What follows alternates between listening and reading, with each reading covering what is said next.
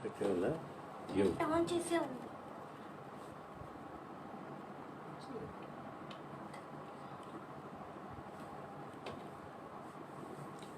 ఆరాధన కొరకు సహాయకరంగా పరిశుద్ధ గ్రంథం నుండి ఒక లేఖన భాగం చదువుకుందామండి. కీర్తన గ్రంథము 139 17వ వచనం నుంచి చదువుకుందామండి. కీర్తన గ్రంథము 139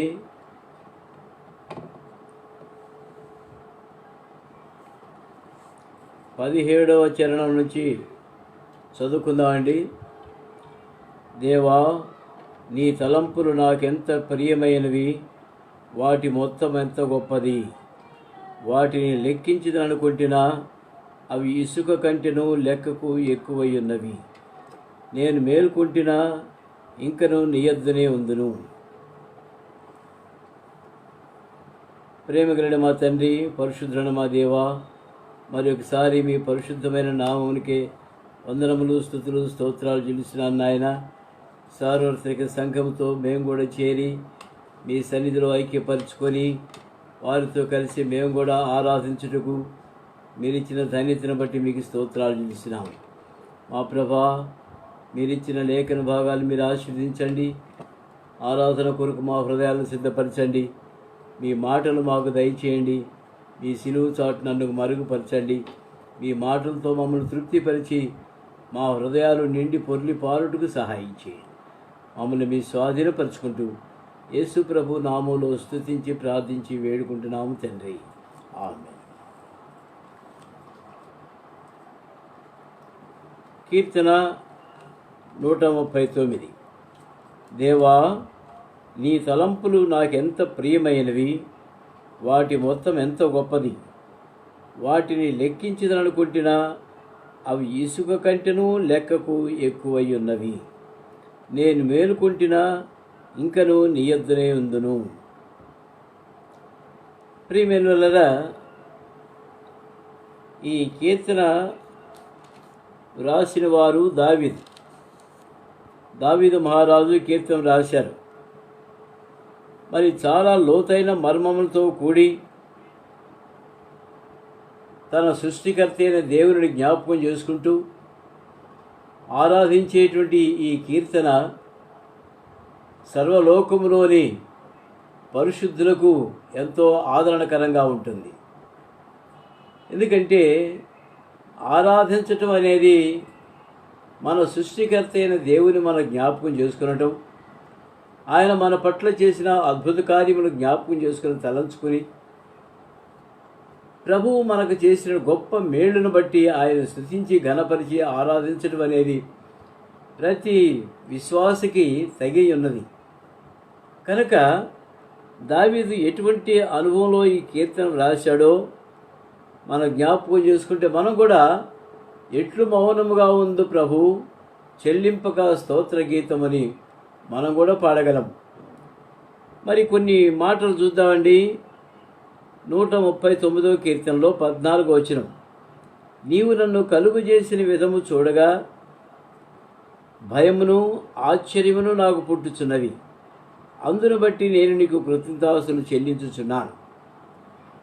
దావీదు అంటున్నాడు, నీవు నన్ను కలుగు చేసిన విధము చూడగా భయమును ఆశ్చర్యమును నాకు పుట్టుచున్నవి అంటున్నాడు. ప్రియమైన వల్లరా, ఒక తల్లి గర్భము ధరించిన తర్వాత బిడ్డను కనటం అనేది మరి చాలామందికి తెలియదు, కానీ బ్రదర్స్కి తెలియదు. కానీ దేవునికి, ఆ తల్లికి మాత్రమే ఆ సృష్టిలో ఉన్నటువంటి ఆ గొప్ప తలంపులు అర్థమవుతాయి. కనుకనే ప్రతి సహోదరి కూడా, ప్రతి బ్రదర్ కూడా తను కలుగజేసిన విధము ఏ విధంగా ఉందో చూసుకోవటం అనేది, తనకు జన్మనిచ్చిన తల్లిని జ్ఞాపకం చేసుకోవటం, మరి తల్లికి గర్భము దాల్చినటువంటి ఆ ధన్యతనిచ్చినటువంటి మన సృష్టికర్త అయిన యేసుక్రీస్తు ప్రభువుని గురించి ధ్యానించడం అనేది మనకెంతో శ్రేష్టకరమైనటువంటి మరి భావంగా ఉంది. నీవు నన్ను కలుగు చేసిన విధము చూడగా భయమును ఆశ్చర్యమును నాకు పుట్టుచున్నవి. నిజంగా ఒక బిడ్డ జన్మించినప్పుడు ఎంత ఆశ్చర్యకరమైనటువంటి సంగతో చూడండి. ఆ తల్లికున్న సంతోషము, ఆ తండ్రికి ఉన్నటువంటి సంతృప్తి, ఇవన్నీ మనం ధ్యానించినప్పుడు చాలా ఆశ్చర్యకరంగా ఉంటాయి. కొన్ని విషయాల్లో భయకంపితులుగా ఉంటాం.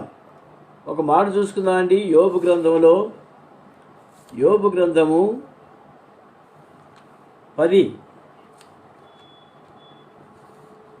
యోబు గ్రంథము 10వ అధ్యాయంలో కొన్ని మాటలు చూసుకుందామండి.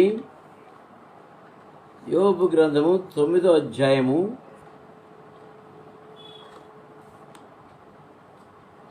8 నుంచి 10 వచనాలు చదువుకుందామండి. యోబు గ్రంథము 10వ అధ్యాయము 8 నుంచి 10 వచనాలు చదువుకుందాం. నీ హస్తములు నాకు అవయవ నిర్మాణము చేసి నన్ను రూపించి ఉన్నవి. నీవు నన్ను మృంగివేయుచున్నావు. జిగటమన్నుగా నన్ను నీవు నిర్మించితివి. ఆ సంగతి జ్ఞాపకము చేసుకొనుము. నీవు నన్ను మరలా మన్నుగా చేయుదువా? ఒకడు పాలు పోసినట్లు నీవు నన్ను పోసితివి కదా. జున్నుగడ్డ ఒకడు పేరబెట్టినట్లు నీవు నన్ను పేరబెట్టితివి కదా. చర్మముతోనూ మాంసముతోనూ నీవు నన్ను కప్పితివి. ఎముకలతోనూ నరములతోనూ నన్ను సంధించితివి. జీవమును అనుగ్రహించి నా ఎడల కృప చూపితివి. నీ సంరక్షణ చేత నా ఆత్మను కాపాడితివి. ప్రియమైన వల్లగా మరి దావీదు జ్ఞాపకం చేసుకుంటున్నాడు. ఇక్కడ యోబు కూడా మాట్లాడుతున్నాడు. ఏమని? నీ హస్తములు నాకు అవయవ నిర్మాణములు చేసినవి. దేవుని యొక్క హస్తము మానవ శరీరంలో ప్రతి అవయవాన్ని కూడా రూపించింది. ఈ విధంగా ఉండాలి, ఈ చెయ్యి ఈ విధంగా ఉండాలి, ఈ కాలు ఈ విధంగా ఉండాలి, ముక్కు ఈ విధంగా ఉండాలి. దేవుని హస్తములు ఆయన మనకు నిర్మాణం చేసినాడు. జిగటమన్నుగా ఉన్న నన్ను నీవు నిర్మించితివి. ఆ సంగతి జ్ఞాపకం చేసుకును. ప్రభా, నేను జిగటమంటిగా ఉన్నప్పుడు, మన్నుగా ఉన్నప్పుడు ఆ జిగట మన్నుతో నన్ను నిర్మాణం చేశావు. ఒక బొమ్మను చేసినట్టుగా నన్ను చేశావు. మరి ఆ బొమ్మకు ఉన్నటువంటి అవయవాలన్నీ కూడా ఎంత అద్భుతంగా చేశాడంటే 11వ వచనం చూడండి. చర్మముతోనూ మాంసంతోనూ నీవు నన్ను కప్పితివి. ఎముకలతోనూ నరములతోనూ నన్ను సంధించితివి. ఎముకలు నిర్మాణం చేశాడు, నరములు నిర్మాణం చేశాడు. మరి దేవుని యొక్క అద్భుతమైన జ్ఞానం చేత కొన్ని 100 కిలోమీటర్ల దూరంలో ఉంటాయంట పొడవు. ఏది? మానవుని యొక్క నరములు పొడవు చూస్తే 100,000 అంత పొడవైనటువంటి నరములు, నాడీ వ్యవస్థ మనకు నిర్మాణం చేశాడు. మరి ఎముకలు నిర్మాణం చేశాడు. దానిపైన చర్మంతో కప్పాడు. ఒకవేళ చర్మంతో కప్పలేదనుకోండి, నిన్ను ఏ విధంగా ఉంటుందండి? మాంసము చర్మం లేదనుకోండి, మన బాడీ ఏ విధంగా ఉంటుందండి? చూడలేము. భయమును, ఆశ్చర్యం పుట్టుతుంది మనకు. కనుక ఆ చర్మంతో కప్పి మాంసముతో పూడ్చివేసి నాకు ఇంకా ఏం చేశాడు? 12వ వచనం. జీవమును అనుగ్రహించి నా ఎడలో కృప చూపితివి. జీవమును అనుగ్రహించాడు. నువ్వు బ్రతుకు అని నీతో చెప్పాడు కదండి. పుట్టినప్పుడే బయట పారవేయబడినప్పుడు ఎవరు కూడా మనల్ని పట్టించుకోకుండా, ఏ విధంగా ప్రేమ చూపకుండా మనల్ని ఆ విధంగా వదిలేసినప్పుడు, రక్తంలో పొరుతున్న రక్తంలో పొరుతున్న నిన్ను, నీ రక్తంలో పొరుతున్న నన్ను ప్రభువు కనికరించి బ్రతుకమని నీతో చెప్పి తినట్టున్నాడు. ఎహెజ్కేలు గ్రంథంలో మనం చూస్తున్నాం. ప్రియమైన వల్ల దేవుని యొక్క ఆశ్చర్యకరమైన ప్రేమ ఎటువంటిదంటే, నువ్వు బ్రతుకు అని చెప్పాడు. జీవమును అనుగ్రహించి నా ఎడలో కృప చూపితివి. నీ సంరక్షణ చేత నా ఆత్మను కాపాడితివి. దేవుని యొక్క సంరక్షణ, జీవం ఊదటమే కాదు, ఆయన మనల్ని సంరక్షిస్తున్నాడు. దినదినము ప్రతి గడియ సంరక్షిస్తున్నాడు. ప్రియమైన వలరా, దేవుడు కనుక మన సంరక్షణ లేకపోయినట్లయితే ఒక్క క్షణంలోనే మనం మరణించవలసి ఉంటున్నాం. మరి అద్భుతాలు మనం చూస్తున్నాము. అనేకమైన చోట్ల ఆశ్చర్యమైన దేవుని యొక్క నడిపింపు, సంరక్షణ మనం చూస్తున్నాము. నేను కూడా మరి కొన్ని దినాల క్రితం అద్భుతమైన రీతిగా ప్రభు తప్పించి కాపాడాడు. ఆయన సంరక్షణ ఎంత గొప్పది అంటే భయంకరమైన దెబ్బలు తగిలి మరి మరణానికి లోను కావలసిన నన్ను ప్రభు ఎంత ఆశ్చర్యకరంగా తప్పించాడంటే ఒక బెత్తెడు ఎడంలో ఆ లోయలో నుంచి నన్ను తప్పించి కాపాడాడు. కాలవ లోయ.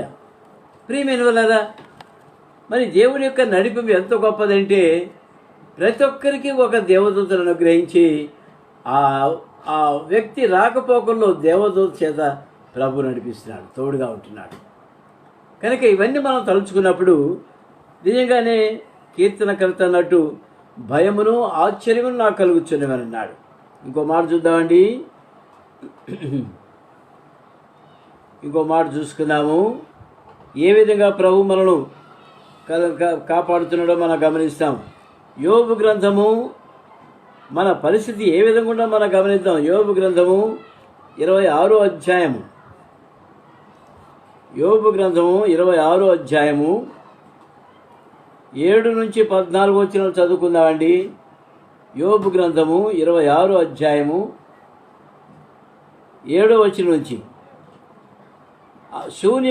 శూన్య మండలము పైని ఉత్తర దిక్కున ఆకాశ విశాలమును ఆయన పరచెను. శూన్యము పైని భూమిని వేలాడదీసెను. వాటి క్రింద మేఘములు చినిగిపోకుండా ఆయన తన మేఘములో నీడను బంధించెను. దాని మీద మేఘమును వ్యాపింపజేసి ఆయన తన సింహాసనపు కాంతిని మరుగుపరిచెను. వెలుగు చీకటిలో సరిహద్దుల వరకు ఆయన జలములకు హద్దు నియమించెను. ఆయన గద్దెంపగా ఆకాశ విశాల స్తంభములు విస్మయముంది అదురును. తన బలము వలన ఆయన సముద్రమును రేపును. తన వివేకం వలన రాహాబును పగలగొట్టును. 13 ఆయన ఊపిరి విడువగా ఆకాశ విశాలముకు అందము వచ్చును. ఆయన హస్తము పారిపోవు మహాసర్పమును పొడిచెను. ప్రియమైన వల్లారా, 14వ వచనం చూడండి. ఇవి ఆయన కార్యములలో స్వల్పములు. ఆయనను గురించి మనకు వినబడుచున్నది మిక్కిలి మెల్లైన గుసగుస శబ్దం పాటిదే. గర్జనుడు చేయు ఆయన మహాబలము ఎంతైనది గ్రహింపగలవాడెవడు? మనం గ్రహిస్తున్నవన్నీ కూడా చాలా సూక్ష్మంగా మనం గ్రహిస్తున్నాం. చెవిలో చెప్పుకున్న గుసగుస లాంటిదే. అయితే ఆయన గర్జనుడు, ఆయన మహాబలము ఎంతైందో, ఎంత గొప్పదో మనం గ్రహించేదానికి మన జ్ఞానం చాలదు. మనం వింటున్నవే గుసగుసలాగా ఉంటే ఇక ఆయన గర్జనుడు, ఆయన మహాబలము ఎంత గొప్పదో ఒక్కొక్కసారి ఉరుముతుంటే. ప్రియమైన వల్లారా, ఐగుప్తు బానిసత్వం విడిపించినప్పుడు దేవుడు కొన్ని అద్భుతాలు చేశాడు, కొన్ని సూచక్రియలు చేశాడు, ఉరుములు పుట్టించాడు, ప్రళయం సృష్టించాడు. అది ఆ ఐగుప్తు దేశం మాంత్రికులు చేయలేక ఇది దేవుని కార్యము అని అన్నారు. ఏమన్నారండి? ఇది దైవ కార్యము, మేము చేయజాలము అన్నారు. సాతాను శక్తులు ఇటువంటి కార్యములు చేయజాలరు. దైవ కార్యములు గొప్ప గొప్ప అద్భుతాలు సృష్టించగలరు. కనుక ప్రియమైన యాక్ట్ ఆఫ్ గాడ్ అంటే మరి ఎంత గొప్పదో ప్రపంచం అంతా కూడా నిండి ఉంది దేవుని కార్యముల చేత. మనం ఎక్కడున్నామండి? మనం ఇంట్లోనే ఉన్నాం అనుకోండి. అయితే మనం ఉన్న ఇల్లు భూమి మీద ఉంది కదా. ఈ భూమి ఎక్కడుంది? శూన్యము పైన భూమిని వేలాడదీశాను. శూన్యంలో భూమిని వేలాడదీశాడు. ఏ ఆధారం కూడా లేదు. నువ్వు అక్కడుండు అని అన్నాడు, అంతే. భూమి అక్కడ ఉండిపోయింది. సూర్యుడు నువ్వు ఇక్కడే ఉండు, అక్కడే ఉంది, భూమి తిరుగుతూ ఉంది. ప్రియమైన వాళ్ళారా, ఇవన్నీ కూడా దేవుని యొక్క ఆశ్చర్యకర కార్యములకు ఆయన తలంపులు ఎంత గొప్పవో, ఎంత ఉన్నతమైనవో. దేవా, నీ తలంపులు నాకెంత ప్రియమైనవి, వాటి మొత్తము ఎంత గొప్పది అంటున్నాడు. వాటి క్రింద, దేని కింద? వాటి క్రింద మేఘములు చిరిగిపోకుండా ఆయన తన మేఘములో నీళ్లను బంధించెను. మేఘములో నీళ్లను బంధించాడు. మేఘం అంటే అది ఏదన్నా మరి హార్డ్ డిస్కా లేకపోతే హార్డ్ మెటలా? ఏం కాదు. మేఘం అంటే ఒక పొగ లాంటిది. అంతే. వాటిలో నీళ్లను బంధించాడు దేవుడు. అనంత జ్ఞానియగు దేవుడు మేఘములో నీళ్లను బంధించి ఉంచాడు. మేఘములు చిరిగిపోకుండా కాపాడాడు. మేఘములు చెదిరిపోకుండా కాపాడుతున్నాడు.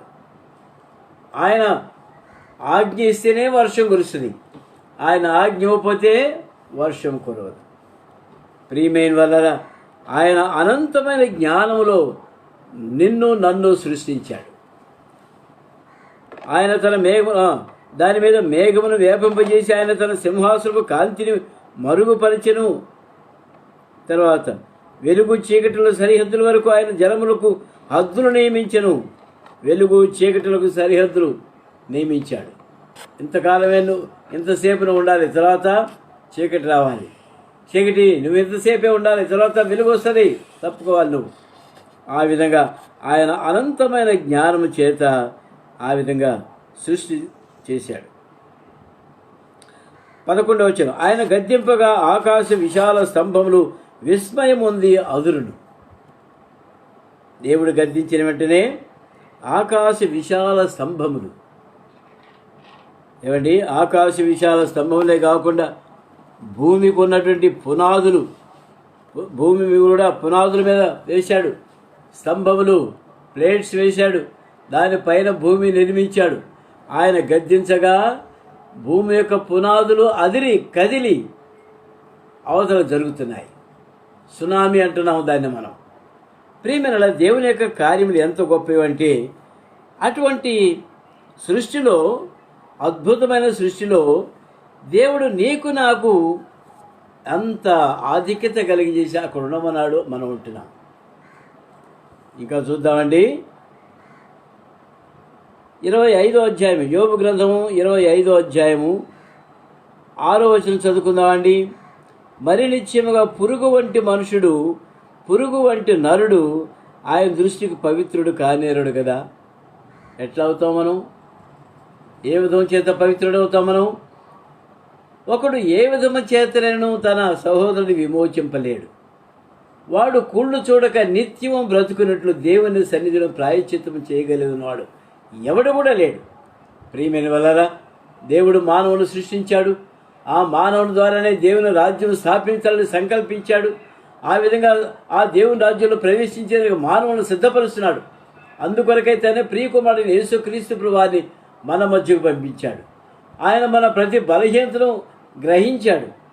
మనం చేస్తున్న పాపానికి కారణమేంటో, పాపానికి మూలమేంటో అంత గ్రహించిన వాడు గుండి పాపమునకు పరిహారం చేసినాడు.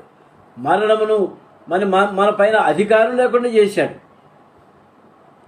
దేవా, నీ తలంపులు ఎంతో గొప్పవి. దేవా, నీ తలంపులు నాకెంత ప్రియమైనవి. వాటి మొత్తం ఎంత గొప్పది. ప్రియమైన ఇంత అద్భుతమైన సృష్టిలో దేవుడు నిన్ను నన్ను జ్ఞాపకం చేసుకుంటే నిజంగా మనం ఏ పార్టీ వాళ్ళం అండి? ఇంత గొప్ప విశాలమైన సృష్టిలో నిన్ను నన్ను జ్ఞాపకం చేసుకోవడానికి మనం ఏ పార్టీ వాళ్ళం?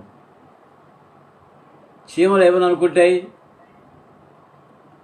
మనుషుడు నన్ను జ్ఞాపకం చేసుకుంటే నేను ఏ పార్టీ వాడను అని అంటుంది చీమ. ఏమండి, ఎందుకంటే చీమ కంటే ఎంతో శ్రేష్టమైనటువంటి వాడు.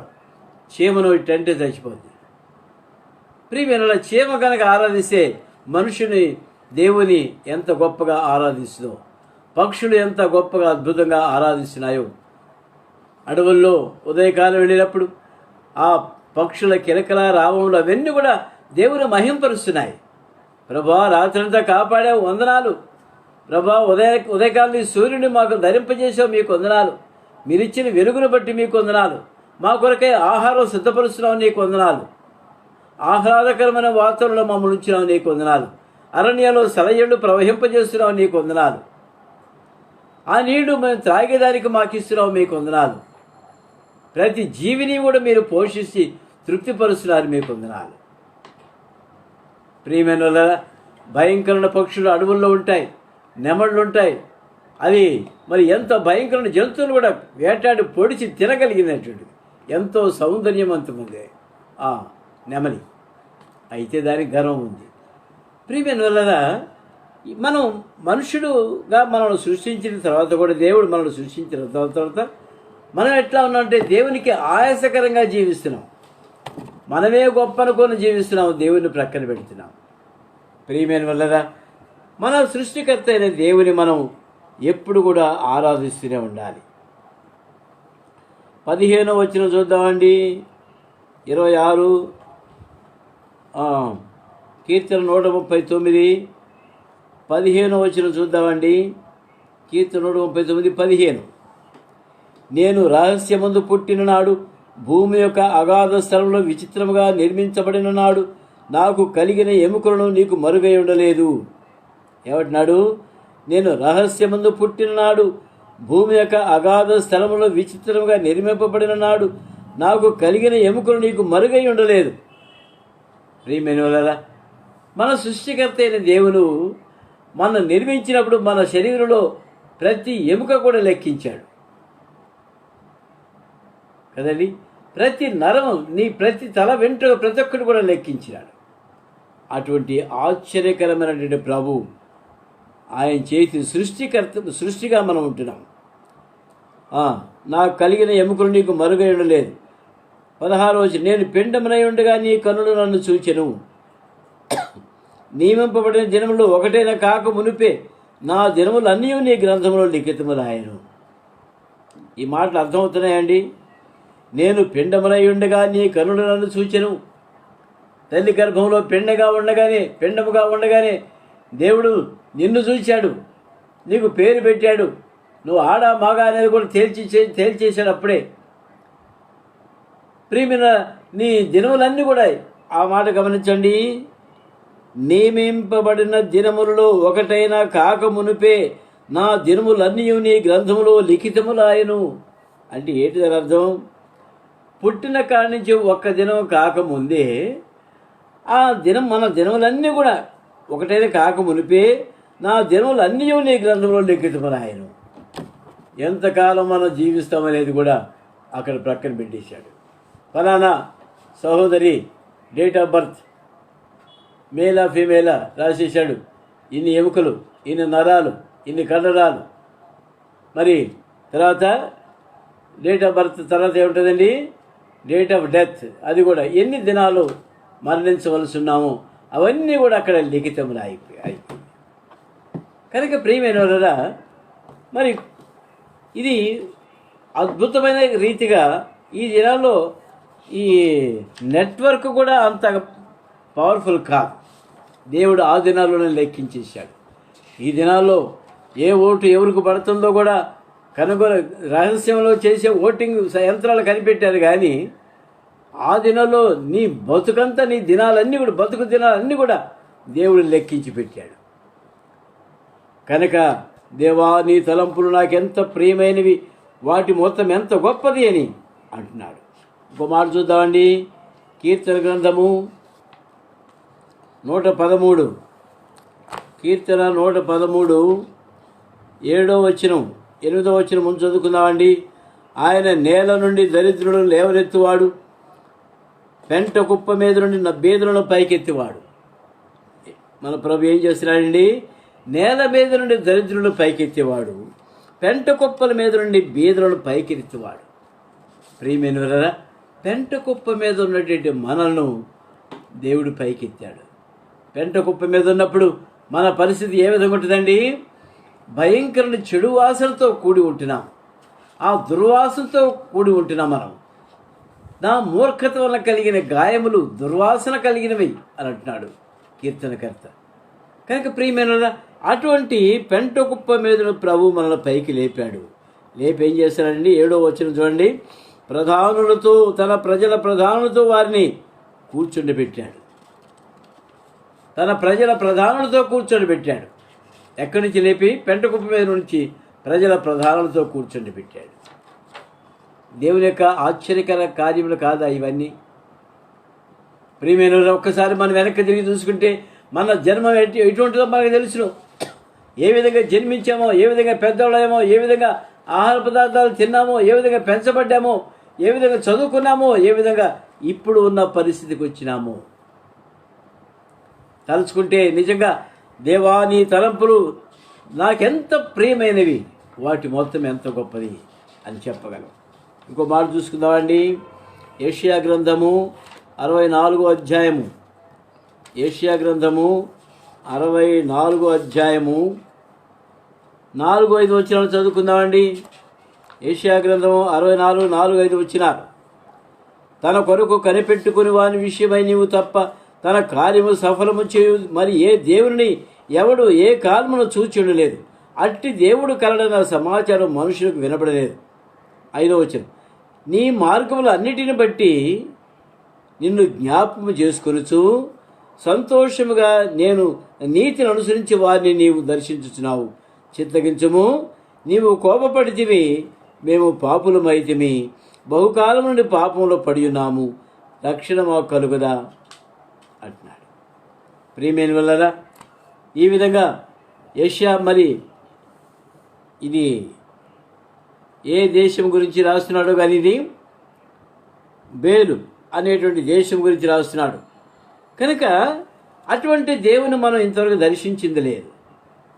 63వ అధ్యాయం కూడా చూసుకుందామండి.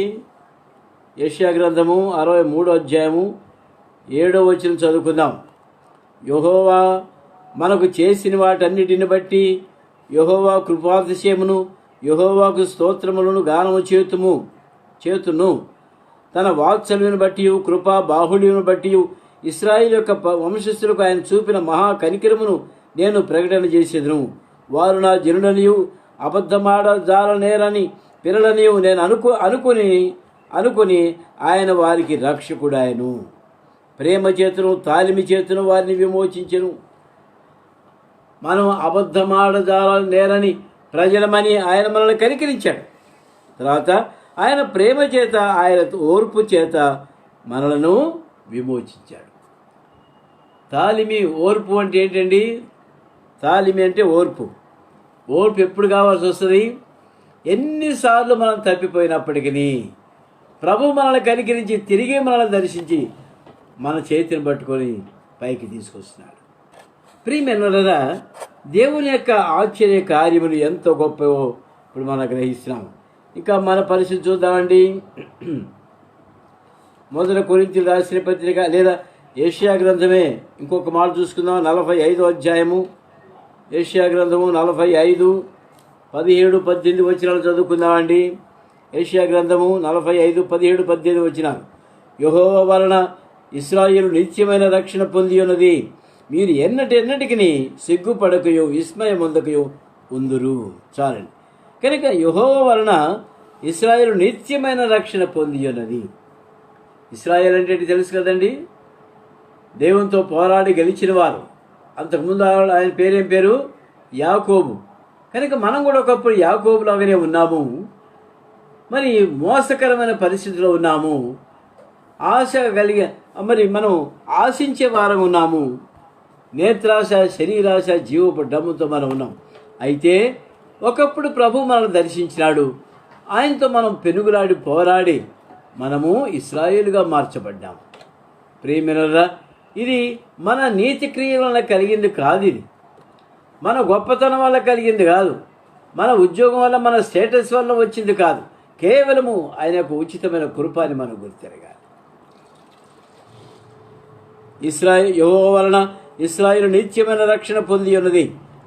మీరు ఎన్నటికి సిగ్గుపడకయు విస్మయమొందకయు ఉందురు. ఇంకో మాట చూసుకుందామండి. ప్రభు మన విషయంలో ఎంత గొప్ప కార్యం చేశాడో మనం గ్రహిస్తాం. 1 కొరింథీయులకు రాసిన పత్రిక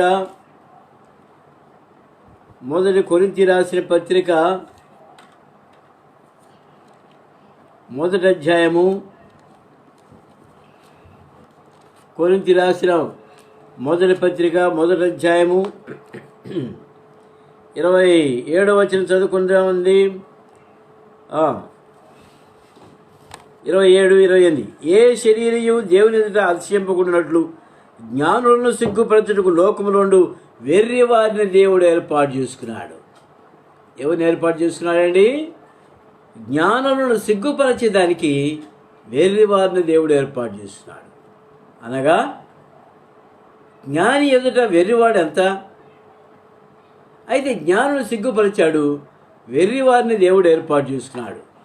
వెర్రివారి ద్వారా వచ్చిన మాటలు, ఆత్మతో నింపబడ్డప్పుడు వచ్చిన మాటలు, దేవుని జ్ఞానంతో నింపబడి వచ్చిన మాటలు జ్ఞానులను సిగ్గుపరిచినాయి. అర్థమవుతుందండి? ఇంకా చూద్దాం. బలవంతుల వారిని సిగ్గుపరచుటకు లోకంలో బలహీనుడైన వారిని దేవుడు ఏర్పాటు చేసుకున్నాడు. నేను ఎప్పుడు బలహీనుడనో అప్పుడే నేను బలవంతుడును అని పౌలు చెప్తున్నాడు. ఎన్నికైన వారిని వ్యర్థం చేయుటకు లోకములో నీచులైన వారిని, తృణీకరింపబడిన వారిని, ఎన్నిక లేని వారిని దేవుడు ఏర్పరచుకున్నాడు. ప్రియమైన నీవు నేను కూడా ఒకప్పుడు నీచులుగాను, వెర్రివారుగాను, బలహీనులుగాను, ఎన్నిక లేని వారుగాను ఉంటున్నప్పుడు ప్రభు మనల్ని జ్ఞాపకం చేసుకొని మనల్ని ఏర్పాటు చేసుకొని ఆయన బిడ్డలుగా మార్చినాడు. అందును బట్టి మనం ప్రభువును ఆరాధించవలసి అనుకుంటున్నాం. ఇంకో మాట చూసుకుందామండి. హెబ్రీయులకు రాసిన పత్రిక 9వ అధ్యాయం. నిత్యమైన రక్షణ ప్రభు మనకు అనుగ్రహించాడు. ఏమి చేయండి? మన ప్రభు మనకు నిత్యమైన రక్షణ. హెబ్రీయులకు రాసిన పత్రిక 9వ అధ్యాయము 15వ వచనం చదువుతున్నానండి. ఈ హేతువు చేత మొదటి నిబంధన కాలంలో జరిగిన అపరాధుల నుండి విమోచనము కలుగుటకై ఆయన మరణము పొందినందున పిలువబడిన వారు నిత్యమైన స్వాస్థ్యమును గూర్చిన వాగ్దానం పొంది నిమిత్తము ఆయన క్రొత్త నిబంధనకు మధ్యవర్తి అయి ఉన్నాడు. ప్రియమైన మనల్ని ఏర్పాటు చేసుకుంటే కాదు, ఎన్నిక చేసుకోవటమే కాదు, మరి మనకేమిచ్చాడండి? నిత్యమైన స్వాస్థ్యం ఇచ్చాడు. అంతకుముందు ఏం చూసాము? నిత్యమైన రక్షణ మనకిచ్చాడు, నిత్యమైన విమోచన మనకిచ్చాడు, నిత్యమైన స్వాస్థ్యం కూడా ప్రభు మనకిచ్చాడు. ఏంటో స్వాస్థ్యము? ఈ లోకం మనకు అశాశ్వతమైన కనుక ప్రభు సన్నిధికి వెళ్ళిన వెంటనే నిత్యమైన స్వాస్థ్యములు అనుభవించే వారిగా మనం ఉంటాం. ఏ మంచితనం లేకపోయినప్పటికీ, మనం ఆయన వెదక్కపోయినప్పటికీ ఆయనే మనల్ని వెదకి రక్షించి అంత గొప్ప ధన్యత ప్రభు మనకిచ్చాడు. ఇంకా ఏం చేశాడో చూద్దామండి. మొదటి పేతురు పత్రిక 2వ అధ్యాయం 9-10 వచనాలు చదువుకుందామండి. 9-10. అయితే మీరు చీకటిలో నుండి ఆశ్చర్యకరమైన తన వెలుగులోనికి మిమ్మల్ని పిలిచిన వాని గుణాతిశయను ప్రచురము చేయు నిమిత్తము ఏర్పరచబడిన వంశముగా మనల్ని చేసినాడు. రాజులైన యాజక సమూహంగా ప్రభు మనల్ని చేసినాడు. ఇంకా దేవుని సొత్తైన ప్రజలుగా మనల్ని చేసినాడు. ఒకప్పుడు ప్రజగా ఉండక ఇప్పుడు దేవుని ప్రజ అయితిరి, ఒకప్పుడు కనికరింపబడక ఇప్పుడు కనికరింపబడిన వారైతే. ఒకప్పుడు మనల్ని చూసి ఎవరు కూడా కనికరం చూపించేవాడు లేరు. ప్రియమైన వల్ల మరి ప్రక్కన పెట్టారు. సంఘం, సొసైటీలో మనల్ని ప్రక్కన పెట్టేశారు. సొసైటీ అంటే ఈ సొసైటీ కాదండి, సమాజంలో మనల్ని వెలివేశారు. రక్షించబడిన తర్వాత మన ప్రభు మనకిచ్చిన ధన్యతను బట్టి ఐశ్వర్యము అనుగ్రహించాడు. దేవుని ప్రజలు అని పిలువబడేటువంటి పేరు మనకిచ్చాడు. మనం ఏమిప్పుడు దేవుని ప్రజలం. ఈ లోకపు ప్రభుత్వ ప్రజలు కాదు, మనం దేవుని ప్రజలుగా ఉన్నాం. ఇంకా దేవుని సొత్తైన ప్రజలై ఉన్నారు. కనుక రాజులైన యాజక సమూహంగా ప్రభు మనల్ని చేశాడు. ఇంత గొప్ప ధన్యత ప్రభు మనకిచ్చాడు. కనుక మనము ఈ కొద్ది మాటలతో మన ప్రభును స్తుతించి ఆరాధించి ఘనపరిచేవారు ఉంటాం. ఆరాధనలో ప్రవేశిస్తామండి.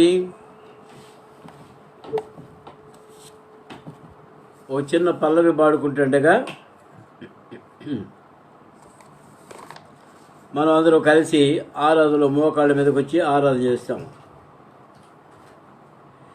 నీ విందుశాలకు నన్ను కొనిపోయి బలపరిచి, నీ విందుశాలకు నన్ను కొనిపోయి బలపరచి, నా మీద నీ ప్రేమ ధ్వజముగా నెత్తేదావు, నా మీద నీ ప్రేమ ధ్వజముగా నెత్తేదావు. నా ప్రియుడు నావాడు, అతని దానాను నేను, నా ప్రభు నావాడు. నా ప్రియుడు నావాడు, అతని దానాను నేను, నా ప్రభు నావాడు. ఆరాధనలో ప్రవేశిస్తామండి. ప్రేరేపించబడిన వారు క్లుప్తంగా ప్రభువును ఆరాధించండి.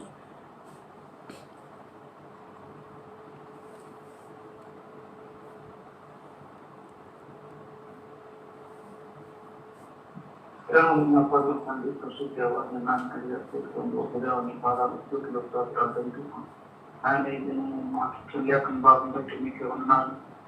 ఆయన మరి మా పట్ల ఆయన ఆయన మీ తలంపు నాకు ఇంట్లో ఉన్నట్టుగా తండ్రి ఆయన మా పట్ల తలంపులు ఎంతో ఉన్నతున్నాము కానీ ఆయన మరి అవి లెక్కించిన దానికి కూడా నీళ్ళు పడినంత ఎందుకంటే ఎక్కడికి మించినగా ఉన్నట్లు చూస్తున్నా తండ్రి. ఆ రీతిగా సృష్టించిన విధానం కూడా ఆయన ఎంతో భయం ఆశ్చర్యం గురిస్తున్నట్లు ఆయన తెలుస్తూ వచ్చిన విధానాన్ని బట్టి మీకు వందనవుతుంది. ఆయన నిర్మించినప్పుడు మిగతా మంచిగా ఉన్న నమ్ముదైనా ನೀವು ఆయన నాలుగుగా చేసి ఆయనని వైపు ఆయన ఒక పాల్గొంటున్నట్లు అందుకు కోసి ఆయన మరి నేను అన్నాను నిర్మించినట్టు మీకు ఏమన్నా అసలు నేను సమస్య ఆయన చేసి నేను మీ జీవాన్ని నాయుడుగా ఉంచి నాకు ఉపయోగించిన ఉపయోగిస్తున్నాను. మీ రక్షణలో మీ సంరక్షణ చేస్తాను. నా ఆత్మను కాపాడుతున్న విధానాన్ని బట్టి మీకు చెల్లించుకున్నటువంటి ఆయన మరి గురువు మనిషిని నేను జ్ఞాపకం చేసుకుంటూ మరి నా అంతర్వాదాన్ని కలిగించింది ఉన్నాను. అటువంటి పుట్టిన నన్ను కూడా నేను నీవు జ్ఞాపకం చేసుకొని ఆయన నా కొరకు ఈ యోగానికి వచ్చి ఈ ప్రాణాన్ని నేను అన్ని రక్షాలు నన్ను విమోచించి కడిగి శుద్ధి చేసి ఈ రక్షణను పెంచారు మీకు ఉన్నారు. ఆయన అటువంటి గొప్ప రక్షణతో నన్ను నిత్యంగా సంరక్షిస్తున్న విధానాన్ని బట్టి మీకు ఏమన్నా చెల్లించుకున్నాను పెంచి అది మాత్రం కాకుండా నేను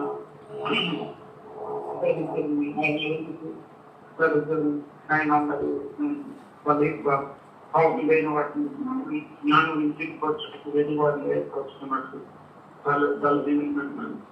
బలహీనలను ఏర్పరచుకున్నారు. ఎన్నిక నన్ను కూడా మీరు జ్ఞాపకం చేస్తున్నారు. మీకు ఉన్నారు నిత్యమైన రక్షణ అనుగ్రహించారు. మీకు ఏమన్నారు నిత్యమైన నేను మరి మా సాఫ్ట్వేర్ కంపెనీస్తూ వస్తున్న విధానాన్ని బట్టి మీకు ఉన్నారు చెల్లించుకున్నానంటే మంచి పెట్టడం ఆశ్చర్యకరం వెలుగులో కూడా మమ్మల్ని నడిపిస్తూ ఆయన శుద్ధైన ప్రజలుగా చేసుకొని ఆయన మీ రాజ్య వారసులుగా నన్ను చేసి ఆయన మీ సంఘంలో నన్ను కూడా చేసుకున్న విధానాన్ని బట్టి నేను మీకేం ఇవ్వలేదు కానీ నాకు ఆరాధనానికి సమర్పించి సమర్పించుకుంటున్నాను తండ్రి. తండ్రి మరి భూమి మీద మీరు నన్ను నా తల్లిదండ్రులు ముందు కలిగించారు తండ్రి. ఆ విధానం ప్రభావ ఎంతో భయము ఆశ్చర్యమును కలిగించిన రీతిగా ప్రభావ నన్ను తెలియజేశావు తండ్రి. ఆ రక్షణ పెట్టావు ప్రభావ నాకు నా అంతరంగాన్ని ప్రభావ దేవుడు తండ్రి. నాకు అవయవ నిర్మాణకుడుగా ప్రభావ నాకు రూపురేఖలు ఏర్పరిచిన దేవుడుగా తండ్రి. జ్ఞానం లేని నాకు ప్రభావ బుద్ధి జ్ఞానం అనుగ్రహించిన దేవుడే మంచి ప్రోత్సాహించుకుంటున్నారు ప్రభావ.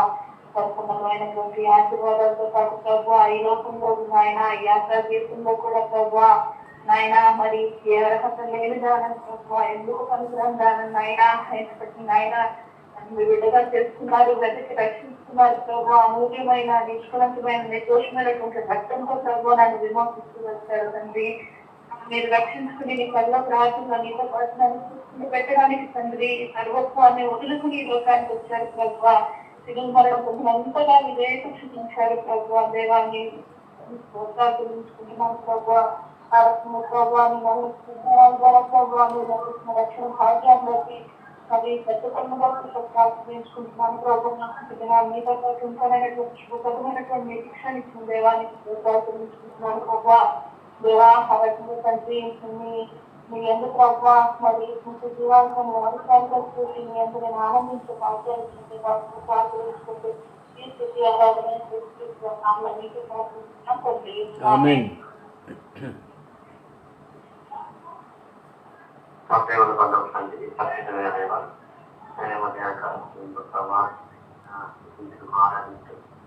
నాకు ఇచ్చిన సమయాన్ని బట్టి పొందనాస్తున్నాం ప్రభా. అవును ప్రభా, నన్ను జ్ఞాపకం చేసుకున్నట్టు నేను ఎప్పటి వాళ్ళని ప్రభా పాపంలో శాపంలో నరకంలోనైనా పడవలసింటుందని జ్ఞాపకం చేసుకున్నావు తండ్రి.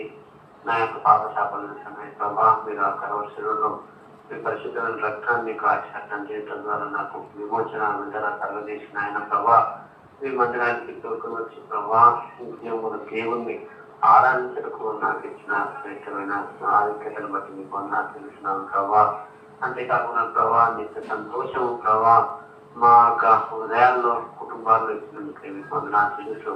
ఇంత గొప్ప రక్షణ ప్రభా నాకు అనుకరించినందుకే ఇచ్చినారు మనం తెలుసుకున్నాను ప్రభా. నా కొద్ది స్థుతి ఆరాధన సమర్పిస్తున్నాను పర్వతానికి. ఆమేన్.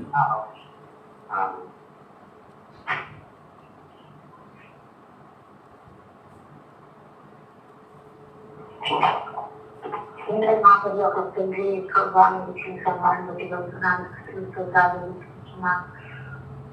నేను కూడా మీకు దత్తు చేయండి భక్తి తీసుకుని కనపరచడం మిమ్మల్ని ఆరాధించుతూ నామం కావాల్సిన గురించినందుకు ఎలగొట్టుకున్నాను. దొరుకుతుంది ఎక్కలో నుంచి అంతా కాపాడు నూతన ఆధారంలో ఇది తెలుగు చేయండి ఇచ్చిన సమయాన్ని బట్టి మనం నాలుగు తెచ్చుకుంటున్నాను ప్రభావ. జ్ఞానం పెట్టడానికి ఆ భాగ్యరాజు ఆయన తెలిసి ఎందుకు చేస్తున్నా దూరస్తురాలుగా ఉన్నాం అనుకొని చూస్తున్నా ఇంటి దేవులతో చేసిన నాణాన్ని బట్టి మన ఆనందకరమైన వస్త్రాన్ని చేస్తున్నా. సంతోషంగా వారి సంతోషం కాదుగా చేస్తున్నా. మీరు చేత పొందబడిన విధిగా చేసినందుకు ఎవరు తీసుకుంటున్నా చేసిన ఆశ్చర్యకారులను బట్టి మన ఆశ్చర్యించిన దానాన్ని బట్టి మన తీసుకుంటున్నాను. నేనైతే మాకు పరచడానటువంటి దాన్ని ఇందుకు అర్హత లేనటువంటి దాన్ని కృపను నేను కనుకరించి విధంగా చేసుకోవడమే కాక అనేక నిధులతో మమ్మల్ని తృప్తిపరుస్తూ మమ్మల్ని సంరక్షిస్తూ పోషిస్తూ ఉంటున్నా కృప. బట్టి ఇది వేలకు వెళ్ళి మన నాలుగు తీసుకుంటున్నాను. వారికి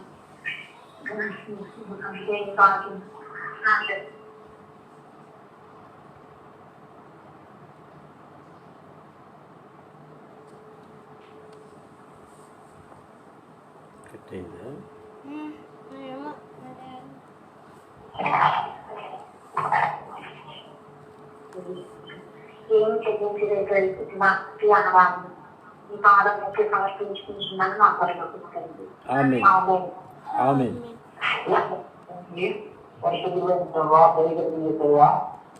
ఈ ఉదయకాల సమయమందు ప్రభా ఏర్పాటు చేయగలిగిన మీ బిడ్డలతో కలిసి ప్రభు దినమందు తండ్రి ఆయన మీ సన్నిధిలో ఆరాధించుకుని మిమ్మల్ని గణపరుచుకునే గొప్ప భాగ్యం నాకు ఇచ్చినందుకు వందనాలు స్తోత్రాలు ప్రభా.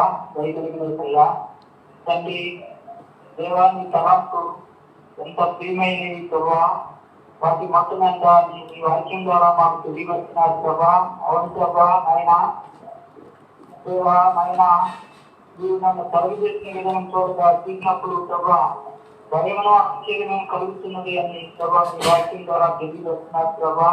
అవును ప్రభా అలాంటి స్థితిలో ఉన్న నేను ప్రభా ఆయన ఒకప్పుడైతే నాయన తండ్రి ఎంతో పాపంలోనూ శాపంలోనూ జీవిస్తూ నాయన మరి తండ్రి నిత్య నరకానికి సమీపంగా ఉన్న సమయంలో ప్రభా ఆయన నాపై జారి చూపించి నన్ను తొలగించి ప్రభా ఆయన మీరైతే ప్రభా మిమ్మల్ని అయితే నేను మర్చినాను కానీ ప్రభా మీరు నన్ను మరొక ఆయన తండ్రి నన్ను విడిచిపెట్టగా ప్రభా మీరు ప్రభా నన్ను పిలిచిన దేవుడు నన్ను చూసిన దేవుడు ఆయన తండ్రి మరి తండ్రి నా స్థితి అయితే ఎంత మీద నుండి లేవనెత్తబడిన జీవితం ప్రభా నాదైతే ప్రభా ఆయన తండ్రి అలాంటి జీవితంలో నన్ను కనిపించారు ప్రభా.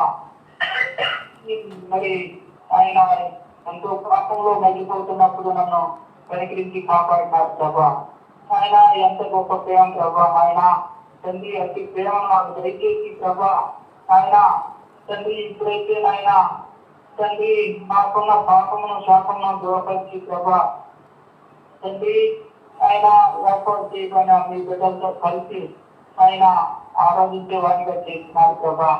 ఆయన అంతేకాదు ఆయన నాకున్న పాప దోషమును ప్రభా మీ పవిత్రమైన రక్తంతో ప్రభా కలిగి పవిత్రపరిచి ఆయన తండ్రి నాకున్న శాపాన్ని పాపాన్ని దూరపరిచి ప్రభా తండ్రి నన్ను మీ బిడ్డగా అంగీకరించినారు తండ్రి ఆయన. అంతేకాదు ఆయన మీకు ప్రమైన సాక్షిగా ఉండడానికి నన్ను ఏర్పాటు చేసుకున్న దేవా వందనాలు స్తోత్రాలు ప్రభా. ఆయన నాకు నిత్య రాజ్యం నాకు ఇస్తానని నాకు వాగ్దానం చేసిన నా గొప్ప తండ్రి మీకే వందనాలు స్తోత్రాలు చెల్లించుకుంటూ ఆ ప్రభు అయిన యేసుక్రీస్తు వారి అతి శ్రేష్టమైన నామంలో స్తుతించి ఆరాధించుకుంటున్నాను నా తండ్రి. ఆమేన్. ఆమేన్. ఆమేన్.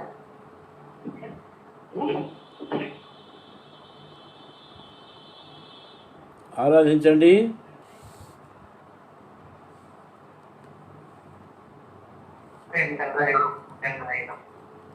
మీ పాదములకి వేలాది నేను వచ్చేదాన్ని మంచిదాన్ని మీకు లేనిదాన్ని పోతుందండి హీనమైన స్థితిలో ఉన్నదాన్ని తండ్రి. ఆయన లేవనెత్తి నీ యొక్క వాక్యం నీకు వాక్యం గ్రహించిన నీకు ఎక్కలేదు నా యొక్క పాపల కొరకై విలువైన రాసిన ప్రభుత్వ ఆ యొక్క విలువైనతో మా యొక్క పాపలకు నమ్ముతున్నాను ఆయన. ఆయన నేను ప్రార్థన చేసినప్పుడు ఆత్మతో సత్యంతో చేయమని చెప్తున్నాను తండ్రి. అలాగే ఆత్మతో సత్యంతో ప్రార్థన చేసే వాక్యాలను ఇచ్చాను. నేను దేవుడు ఆయన నీకు ఏది దాచలేదు తండ్రి. పెదవులతో గర్భస్తులే కానీ హృదయంతో గర్భస్తులేదు పోతున్నాం తండ్రి. మమ్మల్ని శాస్త్రాన్ని జీవించండి. మమ్మల్ని నన్ను క్షేమంగా కాపాడిన ఆయన. నాకు ఆరోగ్యం ఇవ్వండి. నాకు తీసేసి ఆరోగ్యం దయచేయమని ఆయన నడుచుకునే పైకి వస్తుంది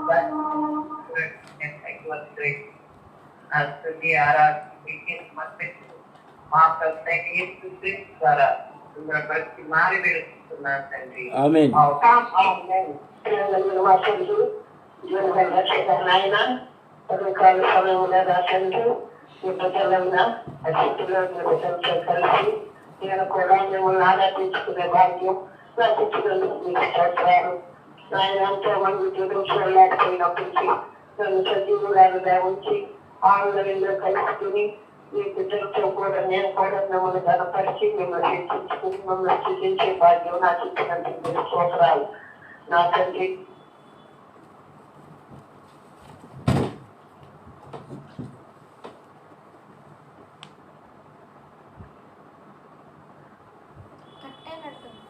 ఆరాధించండి. కట్టంటున్నానని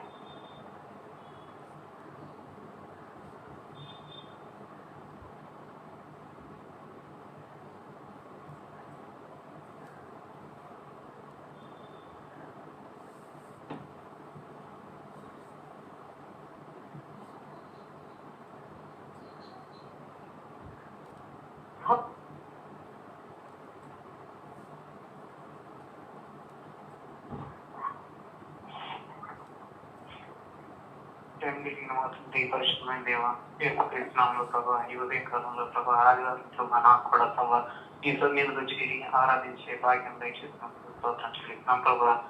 మాకెంతో ప్రేమగా ఉన్నాం ప్రభా. మీ గొప్ప తలంపులు కార్యము బట్టి స్తోత్రం చెల్లిస్తున్నాం ప్రభా. ప్రభా మీ తలంపులు ప్రభా ఎంతో గొప్పగా ఉంటుండగా ప్రభా శూన్యంలో ప్రభా భూమి వేలాడదీసి ప్రభా వాటి కింద మేఘం చిరిగిపోకుండా నీటితో మీ యొక్క అద్భుత ఆశ్చర్య కార్యం బట్టి స్తోత్రం చెల్లిస్తున్నాం ప్రభా. మీకున్న అనంత జ్ఞానం బట్టి ప్రభా మమ్మల్ని సృష్టించినందుకు స్తోత్రం చెల్లిస్తున్నాను ప్రభా. ప్రభా నేను భిన్నంగా ఉన్నప్పుడే ప్రభా నన్ను చూస్తున్నారని జ్ఞాపకం చేస్తున్నందుకు ప్రభా స్తోత్రం చెల్లిస్తున్నాను ప్రభా. నా మూర్ఖత్వం వల్ల గాయంతో దువాసంతో నేను నన్ను లేవనెత్తి ప్రభా నా గాయం కట్టి నా పాపం క్షమించి ప్రభా ఎన్నికలు నన్ను ప్రభా ఏర్పాటు చేసుకుని ప్రభా ప్రధాన యాజకుల సమూహంలో నన్ను కూడా వారితో పాటు ప్రభా రక్షణ పెట్టినందుకు స్తోత్రం చెల్లిస్తున్నాను ప్రభా. నిత్యమైన రక్షణ బట్టి నాకు ఇచ్చిన రక్షణ బట్టి స్తోత్రం చెల్లిస్తున్నాను ప్రభా. ప్రభా శాశ్వతమైన ప్రభా అశాశ్వతమైన ఈ లోకంలో నుండి ప్రభా నిత్యమైన స్వర్గంలోనికి నన్ను నడిపించినందుకు స్తోత్రం చెల్లిస్తున్నాను ప్రభా. ప్రభా మీకున్న ప్రభా అత్యంత ప్రేమను బట్టి ప్రభా వేలాది స్తోత్రం చెల్లిస్తున్నాను ప్రభా. ప్రభా అద్భుతమైన ప్రభా ఈ దృష్టిలో ప్రభా మమ్మల్ని జ్ఞాపకం చేసుకుని ప్రభా ఆహ్లాదకరమైన వాతావరణంలో మమ్మల్ని ఉంచినందుకు స్తోత్రం చెల్లిస్తున్నాను ప్రభా. ప్రభా చీకటిలో నుండి ప్రభా ఆశ్చర్యకరమైన వెలుగులోనికి ప్రభా నడిపించిన మీకు ప్రభా ఏమిచ్చి కృతజ్ఞత చెల్లించగలను ప్రభా. అందుకే ఈ స్తుతి ఆరాధన యేసుక్రీస్తు నామమున సమర్పిస్తున్నాం తండ్రి. ఆమేన్.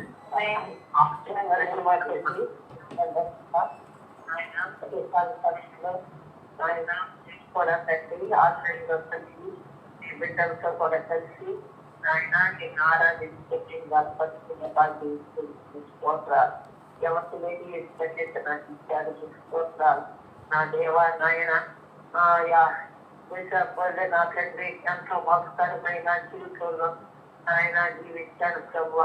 నా తండ్రి నన్ను మీరు పట్టుకున్నందుకు స్తోత్రాలు. నా దేవా నాయన నా తండ్రి తిరగగల ఊరిలో నుంచి నన్ను లేవనెత్తిన మా గొప్ప జడ్జి స్తోత్రాలు. చీకటిలో ఉన్న ధారాళకారమైన చీకటిలో ఉన్న నన్ను మీ యొక్క వెలుగులోని నడిపించిన గొప్ప దేవాన్ని స్తోత్రాలు. నా దేవ ఎన్నో దేవరాజులు ఈ భూమి మీద నా తండ్రి మిమ్మల్ని ఎత్తుతూ మిమ్మల్ని ఆరాధిస్తూ నాయన మిమ్మల్ని గణపరుస్తున్నందుకు మీ స్తోత్రాలు. నాయన నా స్థితి కూడా వెళ్ళిపోతున్నందుకు మీ స్తోత్రాలు. తల్లి గర్భంలో భిన్నంగా ఉన్నప్పుడే నాయన నన్ను ప్రతిష్ఠించుకున్న నా గొప్ప దేవాన్ని స్తోత్రాలు. నాయన మీకు వ్యతిరేకంగా నేను జీవిస్తుంటే నన్ను క్షమించు ప్రభువ. నాయన నేను పొందవలసిన అవమానాలు సోదరులు తండ్రి కష్ట నష్టాలు నా గురించి నాయన శిరోమాలు మీద ఆఖరి బొట్టు వరకు కాచి నాకు ఇచ్చిన రక్షణ బట్టి స్తోత్రాలు చెల్లించుకుంటూ నాయన ఇంకా నేను నీకు విజయరాజునిగా నా తండ్రి క్షమించున్నాను. నా స్థితి నా ఆరాధన కష్టమైన ఘనమైన నామంలో సమర్పించుకుంటున్నాను తండ్రి. ఆమేన్.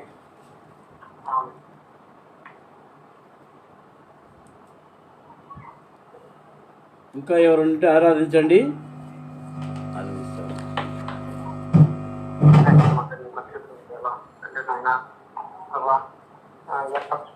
జనాంగంలో ప్రభా శ్రేష్టమైన జనాంగంలో ప్రభా నన్ను కూడా తెలిసి ప్రభా మిమ్మల్ని ఆరాధించుకునే బాధ్యత నాకు కూడా దయచేసినందుకు తండ్రి. ప్రభా ప్రభా నా ఎల్ల ప్రభా మీ తలంపులు ఇంత గొప్ప తండ్రి. ప్రభా మీ యొక్క అనంత జ్ఞానాన్ని బట్టి మమ్మల్ని జ్ఞాపరుచుకున్నాం తండ్రి. ప్రభా ఒకప్పుడు పాపంలోనూ శాపంలోనూ ప్రభా నన్ను పడినంతగా ప్రభా నన్ను ప్రభా మీ బిడ్డగా తెచ్చుకున్నందుకు మీ స్తోత్రాలు తండ్రి. ప్రభా పాతాను ప్రభా ప్రభా ఉండగా ప్రభా మీకు దగ్గరగా తెచ్చుకున్నందుకు మీ స్తోత్రాలు తండ్రి. ప్రభా అంతేగాదు ప్రభా నన్ను మీ బిడ్డగా అంగీకరించినందుకు ప్రభా నిత్యరాజ్యంలో నన్ను కూడా ప్రవేశపెట్టినందుకు మీకు స్తోత్రాలు తండ్రి. నా అవివేకంతో నా మూర్ఖత్వంతో ప్రభా మీకు నేను ప్రభా గాయాలు చేసింది ప్రభా. అయినా కానీ ప్రభా నన్ను క్షమించి ప్రభా మీ నిత్యరాజ్యంలో నన్ను కూడా ప్రవేశపెట్టినందుకు మీకు వేలాది స్తోత్రాలు చెల్లిస్తూ ఈ కొద్ది నా స్థితి ఆరాధన ఏ ప్రభుత్వంలో గణపతి ఆరాధించి స్థితిస్తున్నాను తండ్రి. ఆమేన్. దేవుని మా బంధువు కలిసి దేవుడు మా దేవ పుణ్యకాలైనా స్థితితో కలిసి మిమ్మల్ని ఆశ్రయించే బాధ్యతలు కలిగించినందుకు మొదలు తెలుసుకుంటున్నా. నా ప్రభుత్వ దేవ మరి నేను కూడా నాయన ఒకప్పుడు ప్రభుత్వప్పుడు నా దేవ మీ మధ్య నా తండ్రి బిడ్డగా నన్ను చేసుకున్నది మీకు వందనాలు. నా జీవితాన్ని మార్చినది మీకు వందనాలు ఆయన. నా ప్రభుత్వ విషయంలో నాకు ప్రదేశం కలిగించుకుంటూ చెప్తున్నా. నా ప్రభుత్వ నా దేవ ఆదివారం ఆయన ఈ ఆరాధనలో ఆయన పాల్గొంటూ అవకాశం నాకు కలిగించలేదు. నా ప్రభుత్వ కొద్ది సమయంలో విధులను మీ కులాలు తెలుసుకోవచ్చు. ఆమేన్. ఇంకా ఎవరైనా ఉంటే ఆరాధించండి. ముగిస్తున్నాను.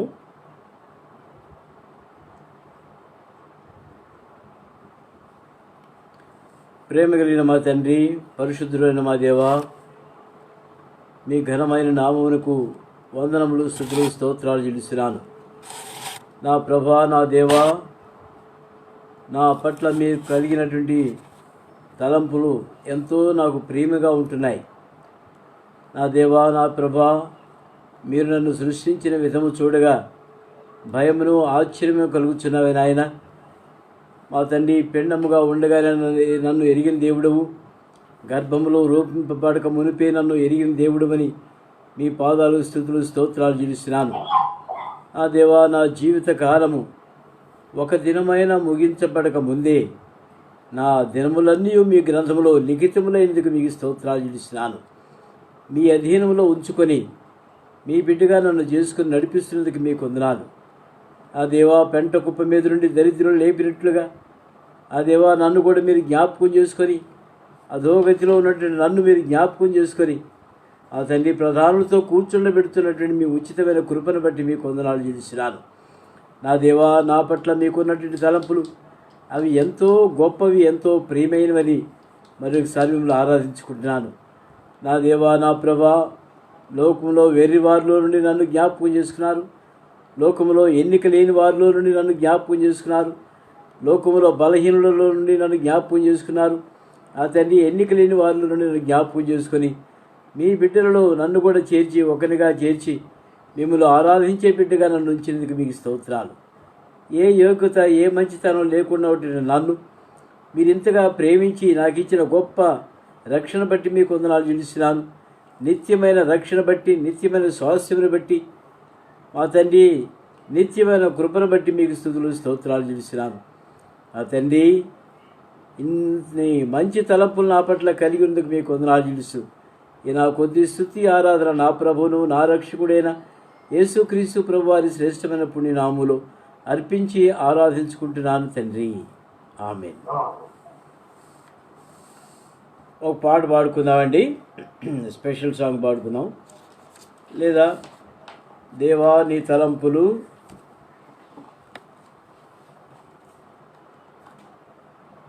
పాట సంఖ్య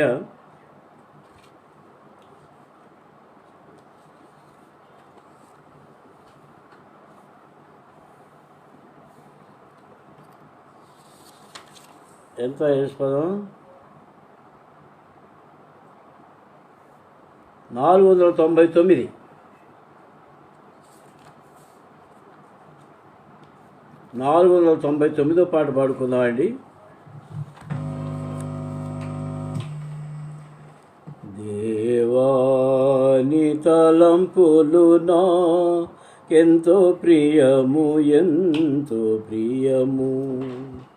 దేవాని తలంపులు నాకెంతో ప్రియము, ఎంతో ప్రియము. వాటి మొత్తము దాసుడనగునే ఎంచి చెప్పేద గొప్పది గొప్పది. దేవాని తలంపులు నాకెంతో ప్రియము, ఎంతో ప్రియము. పాతాళపు పాశములు నన్ను అరికట్టగా, పాతాళపు పాశములు నన్ను అరికట్టగా, ఆవరించే మరణ ఊరులు, ఆవరించే మరణ ఊరులు. కృంగిపోతినో దేవా,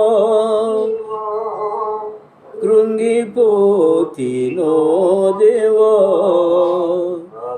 నాలో మొరపెట్ట వింటివి నా దీన ధ్వని, అందుకే నే పాడేదా కీర్తించేదా. దేవాని తలంపులు నాకెంతో ప్రియము, ఎంతో ప్రియము. చివరి వర్తమానం కొరకు పరిశుద్ధ గ్రంథము నుండి ఒక లేఖన భావం చూసుకుందామండి. కీర్తన గ్రంథము 103. కీర్తన 103.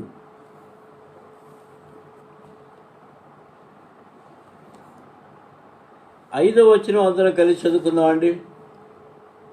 కీర్తన 103 5వ వచనం అందరం కలిసి చదువుకుందాం.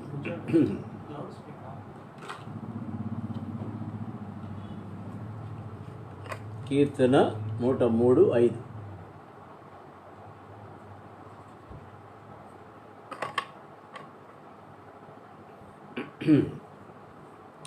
పక్షిరాజు యవ్వనము వలె నీ యవ్వనము క్రొత్తదగుచుండునట్లు మేలుతో నీ హృదయమును తృప్తిపరచుచున్నాడు. యెహోవా నీతి క్రియను జరిగించుచు బాధింపబడు వారికి అందరికీ న్యాయము తీర్చును. ప్రేమగల మా తండ్రి, పరిశుద్ధులైన మా దేవా, మరొకసారి మీ సన్నిధిలో ప్రార్థించుకుంటున్నాము నాయన. మీరిచ్చిన లేఖన భాగాలు బట్టి మీకు వందనాలు. ధ్యానించుటకు సహాయపడండి. ఆత్మీయంగా మమ్మల్ని మీరే బలపరచండి. మీ రాకడ కొరకు ఎదురు చూసే వారంగా ఉండుటకు మాకు సహాయం చేయండి. మా ప్రభా, మీ లేఖన భాగంలో గంభీరమైన తలంపులు మేము గ్రహించుటకు మా మనోనేత్రాలు వెలిగించి మమ్మల్ని బలపరిచి నడిపించమని వేడుకుంటున్నాం. నన్ను కూడా మీరు కనికరించండి.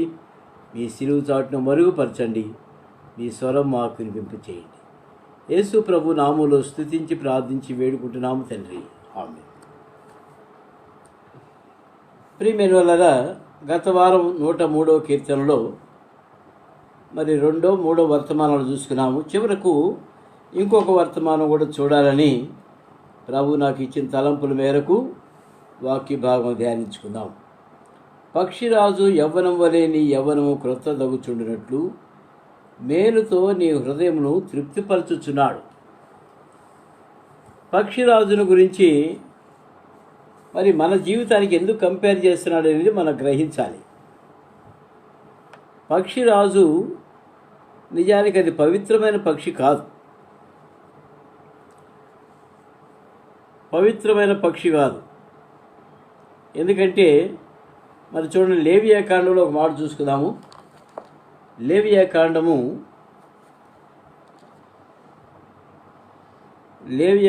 11వ అధ్యాయం. పవిత్రమైనవి, అపవిత్రమైనవి అని కొన్ని పక్షుల గురించి, జంతువుల గురించి రాశారు.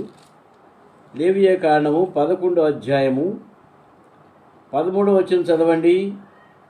పక్షుల్లో వేటిని హేయములుగా ఎంచుకొనవలెను. పక్షుల్లో వీటిని హేయములుగా ఎంచుకొనవలెను. వీటిని తినవద్దు, ఇవి హేయములు. పక్షిరాజు, పెద్ద బోరువ, క్రౌంచ పక్షి, గద్ద, తెల్లగద్ద, ప్రతి విధమైన గద్ద, ప్రతి విధమైన కాకి, నిప్పుకోడి, కపిరిగాడు, కోకిల, ప్రతి విధమైన డేగ, పైగిడి కంటే చెరువు కాకి, గుడ్లగోబ, హంస, ఇవన్నీ. సరే, ఇవన్నీ కొన్ని అపవిత్రమైన పక్షులు ఉన్నాయి, హేయములుగా ఎంచుకోవాలి. అయితే పక్షిరాజును మాత్రం ఇది అపవిత్రమైన పక్షి అయినప్పటికీ దేవుడు దీనికి ఒక ప్రత్యేకమైనటువంటి పరిస్థితులు కల్పించాడు. ఇక్కడ ఏమంటున్నాడు? కీర్తన 103:5లో పక్షిరాజు యవ్వనం వలె నీ యవ్వనము క్రొత్తదగుచుండినట్లు మేలుతో నీ హృదయమును తృప్తిపరచుచున్నాడు. ఇది హేయమైన పక్షి అయినప్పటికీ దీనిని దేవుడు ఎల్లప్పుడూ కూడా తృప్తిపరుస్తున్నాడు. అనేకమైన శ్రేష్టమైన లక్షణాలు దీనికి ఉన్నాయి. అంతేకాకుండా పక్షిరాజుకు యవ్వనం ఎప్పుడు కూడా రెన్యూ అవుతూ ఉంటుంది. అంటే నీ యవ్వనము క్రొత్తదగుచుండినట్లు. ఎంప్లాయ్మెంట్ ఆఫీసులో రెన్యూల్ చేసుకుంటాం కదండి, అయినా ఉద్యోగాలు రావు. ఇక్కడ పక్షిరాజు యవ్వనము సంవత్సరం నూతనపరచబడుతుంటుంది. అంటే ఈ సంవత్సరం అంతా జీవించింది అనుకోండి, సంవత్సరం చివరిలో ముసలిది అవుతున్నప్పుడు అది మళ్ళీ జనవరి ఫిబ్రవరి వచ్చేసరికి మళ్ళీ కొత్తదైపోతుంది. ఎట్లా అంటే దాని ఈకలన్నీ రాలిపోతుంటాయి. ముసలిది అయినప్పుడు ఈకలు రాలిపోయినప్పుడు ఒక పెద్ద ఎత్తైన వృక్షం మీద కూర్చొని అట్లే పడుకొని ఉంటుంది, ఇక కదలదు. ఆ ఈకలన్నీ రాలిపోతూ ఉంటాయి, ఒక్కొక్కటి రాలిపోతూ ఉంటుంది. మరి తొండలగోపురం అనే రైల్వే స్టేషన్ నుంచి తక్కిళ్ళపాడుకి వెళితే తక్కిళ్ళపాడు వెళ్ళక ముందు ఒక పెద్ద బూరుగ చెట్టు ఉండేది. ఆ బూరుగ చెట్టు మీద రకరకాలమైనటువంటి పక్షులు ఉంటాయి. అది చాలా పెద్ద వృక్షం. మరి ఎందుకు అంత పెద్దదైందో ఇప్పుడు ఉందో లేదో తెలియదు. దానికి పెద్ద పెద్ద తేనె చెట్లు పెడతాయి. పెద్ద పెద్ద అంటే ఒక తెరంత ఉంటుంది, సినిమా హాల్లో తెరంత ఉంటుంది ఒక్కొక్క తేనె చెట్టే. అంత పెద్ద పెద్ద తేనె చెట్లు పెడుతుంటాయి. దాని కింద చూస్తే ఈకలు కూడా రకరకాల రంగులు ఈకలు పడి ఉంటాయి ఆ చెట్టు కింద. పొడవైన వెడల్పు పొడవుగా ఉన్నది. ఇది ఏం పక్షిదో అని చెప్పి అప్పట్లో చిన్నప్పుడు తెలిసేది కాదు. ప్రియమైనవారా, పక్షిరాజులు పైన అక్కడ ఎత్తైన స్థలాల్లో, శత్రువులు రాని స్థలాల్లో విశ్రాంతి తీసుకుంటూ ఉంటాయి. అక్కడి నుంచి ఆ ఈకలు రాలిపోతూ ఉంటే కొత్త ఈకలు వస్తాయి. మళ్ళీ కొత్త ఈకలు వచ్చిన వెంటనే మళ్ళీ తిరిగి ఒక్కసారి రెక్కలు చాపుకొని పైకి ఎగిరిపోతాయి. ప్రియమైన వల్లదా, దేవుడు పక్షిరాజుకు అటువంటి ధన్యత ఇచ్చాడు. అయితే పక్షిరాజు యవ్వనం వల్ల నీ యవ్వనం క్రొత్త తగ్గుచుండనట్లు అని అన్నాడు. మరి మనకు కూడా ఆ విధంగా క్రొత్తది అవుతుందా? మనకు కూడా ఈకలు వస్తాయా? మనకి ఈకలు రావు, కానీ ఉన్న వెంట్రుకలే ఊడిపోతుంటాయి, ఉన్న పళ్ళు కూడా ఊడిపోతూ ఉంటాయి, ఇంకేమన్నా కూడా లూజ్ అయిపోతాయి. చేతులు కాళ్ళు లూజ్ అయిపోయి మనం ఊపకుండానే అవి ఊగుతూ ఉంటాయి. ప్రియమైన వల్ల ఇటువంటి పరిస్థితులు మనకు ఉంటున్నాయి. కానీ పక్షిరాజుతో ఎందుకు పోల్చాడు గమనించండి. యెషయా గ్రంథము మనకు కూడా ఆ ధన్యత ఇవ్వాలని దేవుని యొక్క ఉద్దేశము. దేవా, నీ తలంపులు నాకెంతో ప్రియమైనవి, వాటి మొత్తము ఎంతో గొప్పది అని సెలవిచ్చిన రీతిగా మనకు కూడా దేవుడు మన యవ్వనాన్ని నూతనపరచాలని ఆయన కోరుతున్నాడు. మనమైతే మన అవిధేయతలో ఉండి ఆ ధన్యతను మనం పొందలేకపోతున్నాం. ఎవరికి ఆ విధంగా నూతనమైన యవ్వనం వస్తుందో చూడండి. యెషయా గ్రంథము 40వ అధ్యాయము 31వ వచనం. యెషయా గ్రంథము 40వ అధ్యాయము 31వ వచనం. యెహోవా కొరకు ఎదురు చూచువారు నూతన బలము పొందుదురు, వారు పక్షిరాజుల వలె రెక్కలు చాపి పైకి ఎగురుదురు, అలయక పరిగెత్తుదురు, సొమ్మసెల్లక నడిచిపోవుదురు. ఈ మాటలు గమనించండి. పక్షిరాజులు యవ్వనం వలె ఎవరికండి? పక్షిరాజులు రెక్కలు చాపి పైకి ఎగిరినట్లు మనం కూడా పైకి ఎగరాలని దేవుడు కోరుతున్నాడు. ఎవరు వాళ్ళు? యెహోవా కొరకు ఎదురు చూచువారు, those who wait upon the Lord. దేవుని రాకడ కొరకు ఎదురు చూచేవారు, యెహోవా కొరకు ఎదురు చూచేవారు. ప్రభా, నువ్వు ఎప్పుడొస్తావు? ప్రభా, ఎన్నాళ్ళ వరకు మాకు ఈ శ్రమలుంటాయి? నువ్వు ఎప్పుడొస్తావు ప్రభా? నువ్వు వచ్చినప్పుడు నీతో కలిసి నేను నీ రాజ్యంలోనికి కొనిపోబడతానని ఎవరైతే ఆశతో కనిపెట్టుకుని ఉంటున్నారో వారికి దేవుడు ఏమిస్తాడండి? పక్షిరాజు యెహోవా కొరకు ఎదురు చూచువారు నూతన బలము పొందుదురు. నూతన బలము. పౌలు అంటాడు, అనేకమైన సంఘాలు కట్టిన తర్వాత, ఎంతో సేవ చేసిన తర్వాత, అనేకమైన శ్రమలు అనుభవించిన తర్వాత అంటాడు, నేను ఎప్పుడు బలహీనుడునో అప్పుడు నేను బలవంతుడును అంటాడు. ఎట్లా వచ్చిందండి? యెహోవా కొరకు ఎదురు చూచేవాడు, దేవుని రాజ్యం కొరకు ఎదురు చూచేవాడు కనుక ఆయన ఆ విధంగా నూతన బలము పొంది నూతనమైన రీతిగా సేవ చేస్తూ నూతనంగా సంఘాలు కడుతూ వెళ్ళిపోయాడు. కనుక ప్రియమైన యెహోవా కొరకు ఎదురు చూసేవారు నూతన బలం పొందుదురు, వారు పక్షిరాజుల వలె రెక్కలు చాపి పైకి ఎగురుదురు. అంటే పక్షిరాజుల వలె రెక్కలు చాపి పైకి ఎగిరేవాళ్ళంగా మనం ఉంటాం. మరి ఆ విధంగా ఎగిరేదానికి కూడా ప్రభు మనకెంతో ట్రైనింగ్ ఇస్తాడు.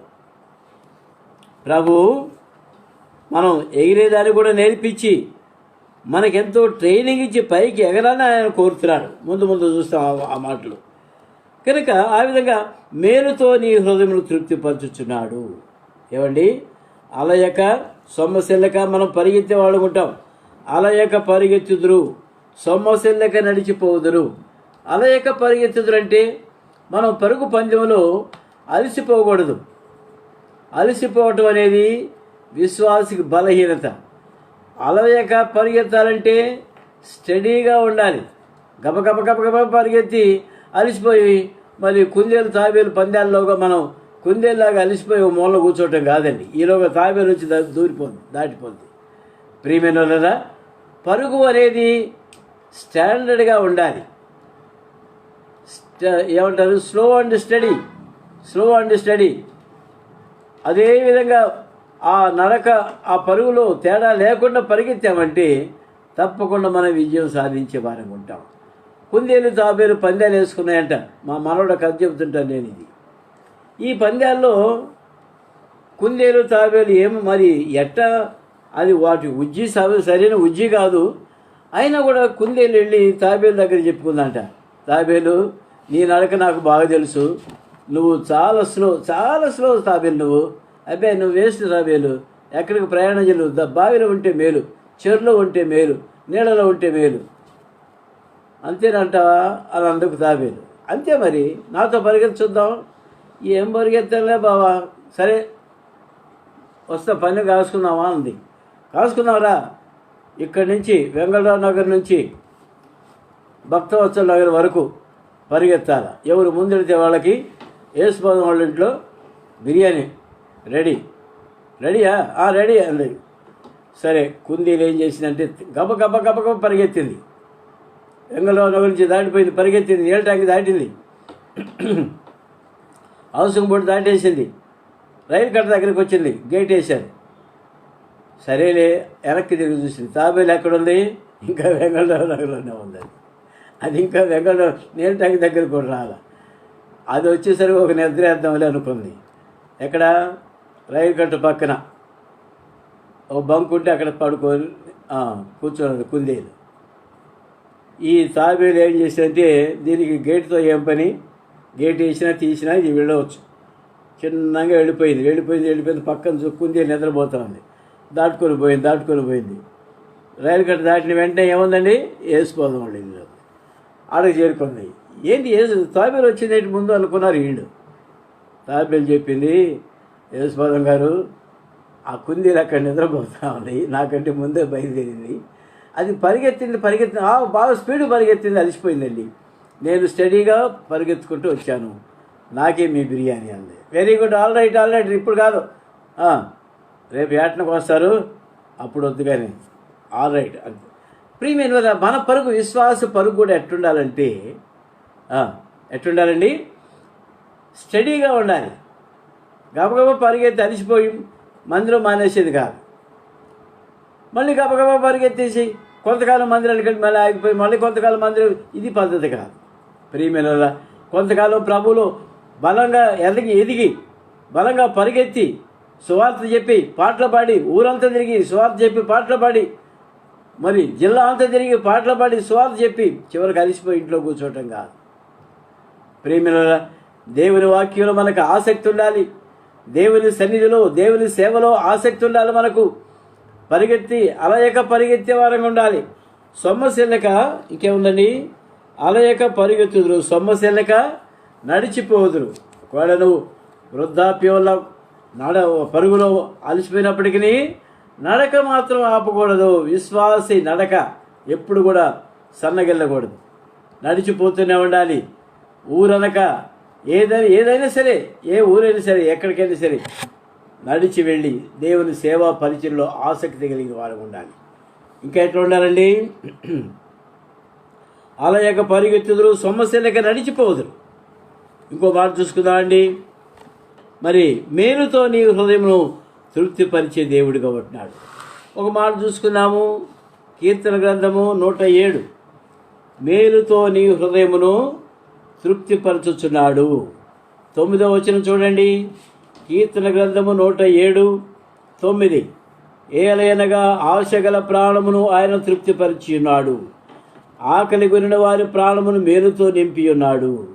ఏమండి, ఆశగల ప్రాణమును ఆయన తృప్తిపరిచి ఉన్నాడు. ఆశ ఉంటే సేవ చేయాలంటున్నది నీకు, ఆశ లేకుండా సేవ చేయటం అనేది పద్ధతి కాదు. కనుక సేవా పరిచర్య కొరకు ఆసక్తి కలిగిన వారంగా మనం ఉండాలి. ఆకలి కొనిన వారి ప్రాణమును మేలుతో తృప్తిపరచుచున్నాడు. ఎట్లా తృప్తిపరుస్తాడు? ఆకలి కొనిన వారి ప్రాణమును మేలుతో తృప్తిపరిచేవాడుకుంటున్నాడు. మేము ఒక 15 దినాల క్రితం ఒక అడవిలోకి వెళ్ళాము. అక్కడ మంచి ఆకలిగా వెళ్ళేసరికి ఎటువంటి మరి మంచి సమృద్ధి కలిగిన ఆహారం అక్కడ సిద్ధపరిచారు. ప్రియమైన వల్ల ప్రభు సన్నిధిలో మనం సాగిపోతున్నప్పుడు మన బలహీనత మనకు అడ్డం రాకూడదు, మన అనారోగ్యాలు మన గుర్తుకు రాకూడదు.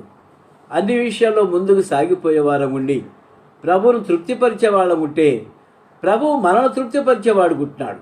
మేలుతో నీ హృదయమును తృప్తిపరిచేవాడుకుంటున్నాడు. దేంతోనండి?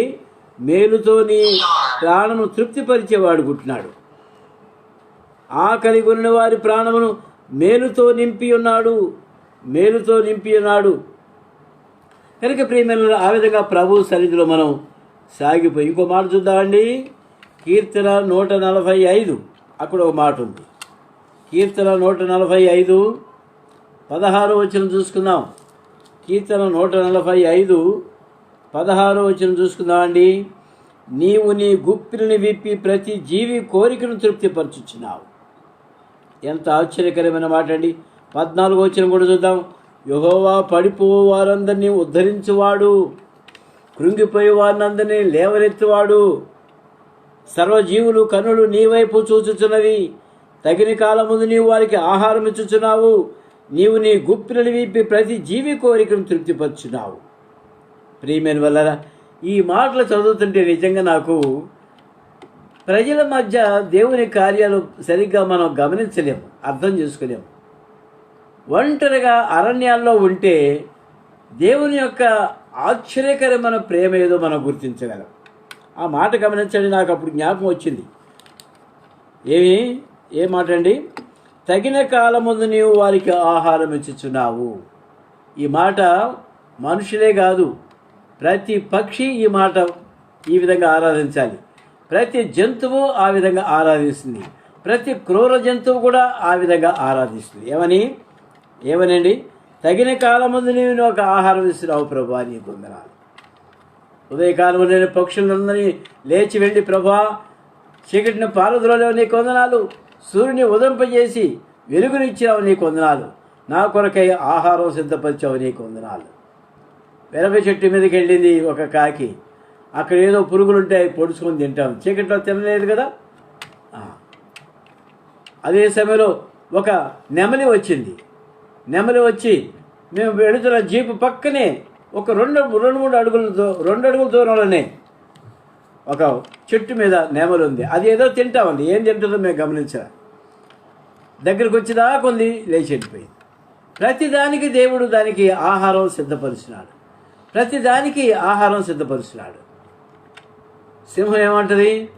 ప్రభా నేను వేటాడేదానికి నాకు బలం ఇచ్చావు నీకు వందనాలు. నా కొరకై ఒక మృగాన్ని సిద్ధపరిచావు నీకు వందనాలు అంటది. పెద్దపులి ఏమంటది? ప్రభా నాకు ఒక జింకనిచ్చావు నీకు వందనాలు అంటది. దుప్పి ఏమంటది? మంచి గడ్డినిచ్చావు ప్రభా నీకు వందనాలు చెల్లిస్తున్నాను. మనుషులు ఏమంటారు? అడవిలో డ్యూటీ చేసే గవర్నమెంట్ డ్యూటీ చేసే మనుషులు ఏమంటారు? ప్రభా మంచి జల ఇచ్చావు ప్రభా మీకు వందనాలు. మోటార్ లేకుండా, కరెంట్ లేకుండా నీళ్ళలో 135 అడుగుల నుంచి నీళ్లు పైకి తీసుకొస్తున్నావు ప్రభా నీకు వందనాలు. దేవుని యొక్క ఆశ్చర్యకరమైన కార్యాలు ఇక్కడ కాదు గమనించాల్సిందే, అక్కడ అడవుల్లో గమనించాలి. ప్రతి ఒక్కటి ఆర్డర్లోనే ఉంటుంది. ఎవరి అధీనంలో వాళ్ళే ఉంటారు. ప్రియమైన వల్లరా ఇవన్నీ చూస్తుంటే ఇక వృక్షములు, ఫలవృక్షాలు, మరి పుష్పించే మొక్కలు ఇవన్నీ ప్రభువును మహింపరుస్తున్నాయి. యేసు వారు అంటారు, అరణ్యంలో ఒక పుష్పం చూడండి, సొలొమోను రాజుకున్నటువంటి మహిమ కంటే కూడా ఈ పుష్పంకున్న మహిమ ఎంతో ఎక్కువగా ఉందని అంటాడు. అరణ్యంలో పుష్పాలు ఎందుకు? ఎవరిని సంతోషపెట్టేదానికి? నువ్వు ఎప్పుడన్నా అడవికి వెళితే ఆ పుష్పాలను చూసి ప్రభువును కనపరుస్తావని దేవుడు అక్కడ పుష్పాలను ఉంచాడు. అరణ్యంలో పళ్ళు ఎందుకు? పక్షుల కోసం ఇచ్చాడు. నీకు కూడా కావాలని తిను. సెలయేళ్ళు, ఎక్కడికక్కడికి సెలయేళ్ళు.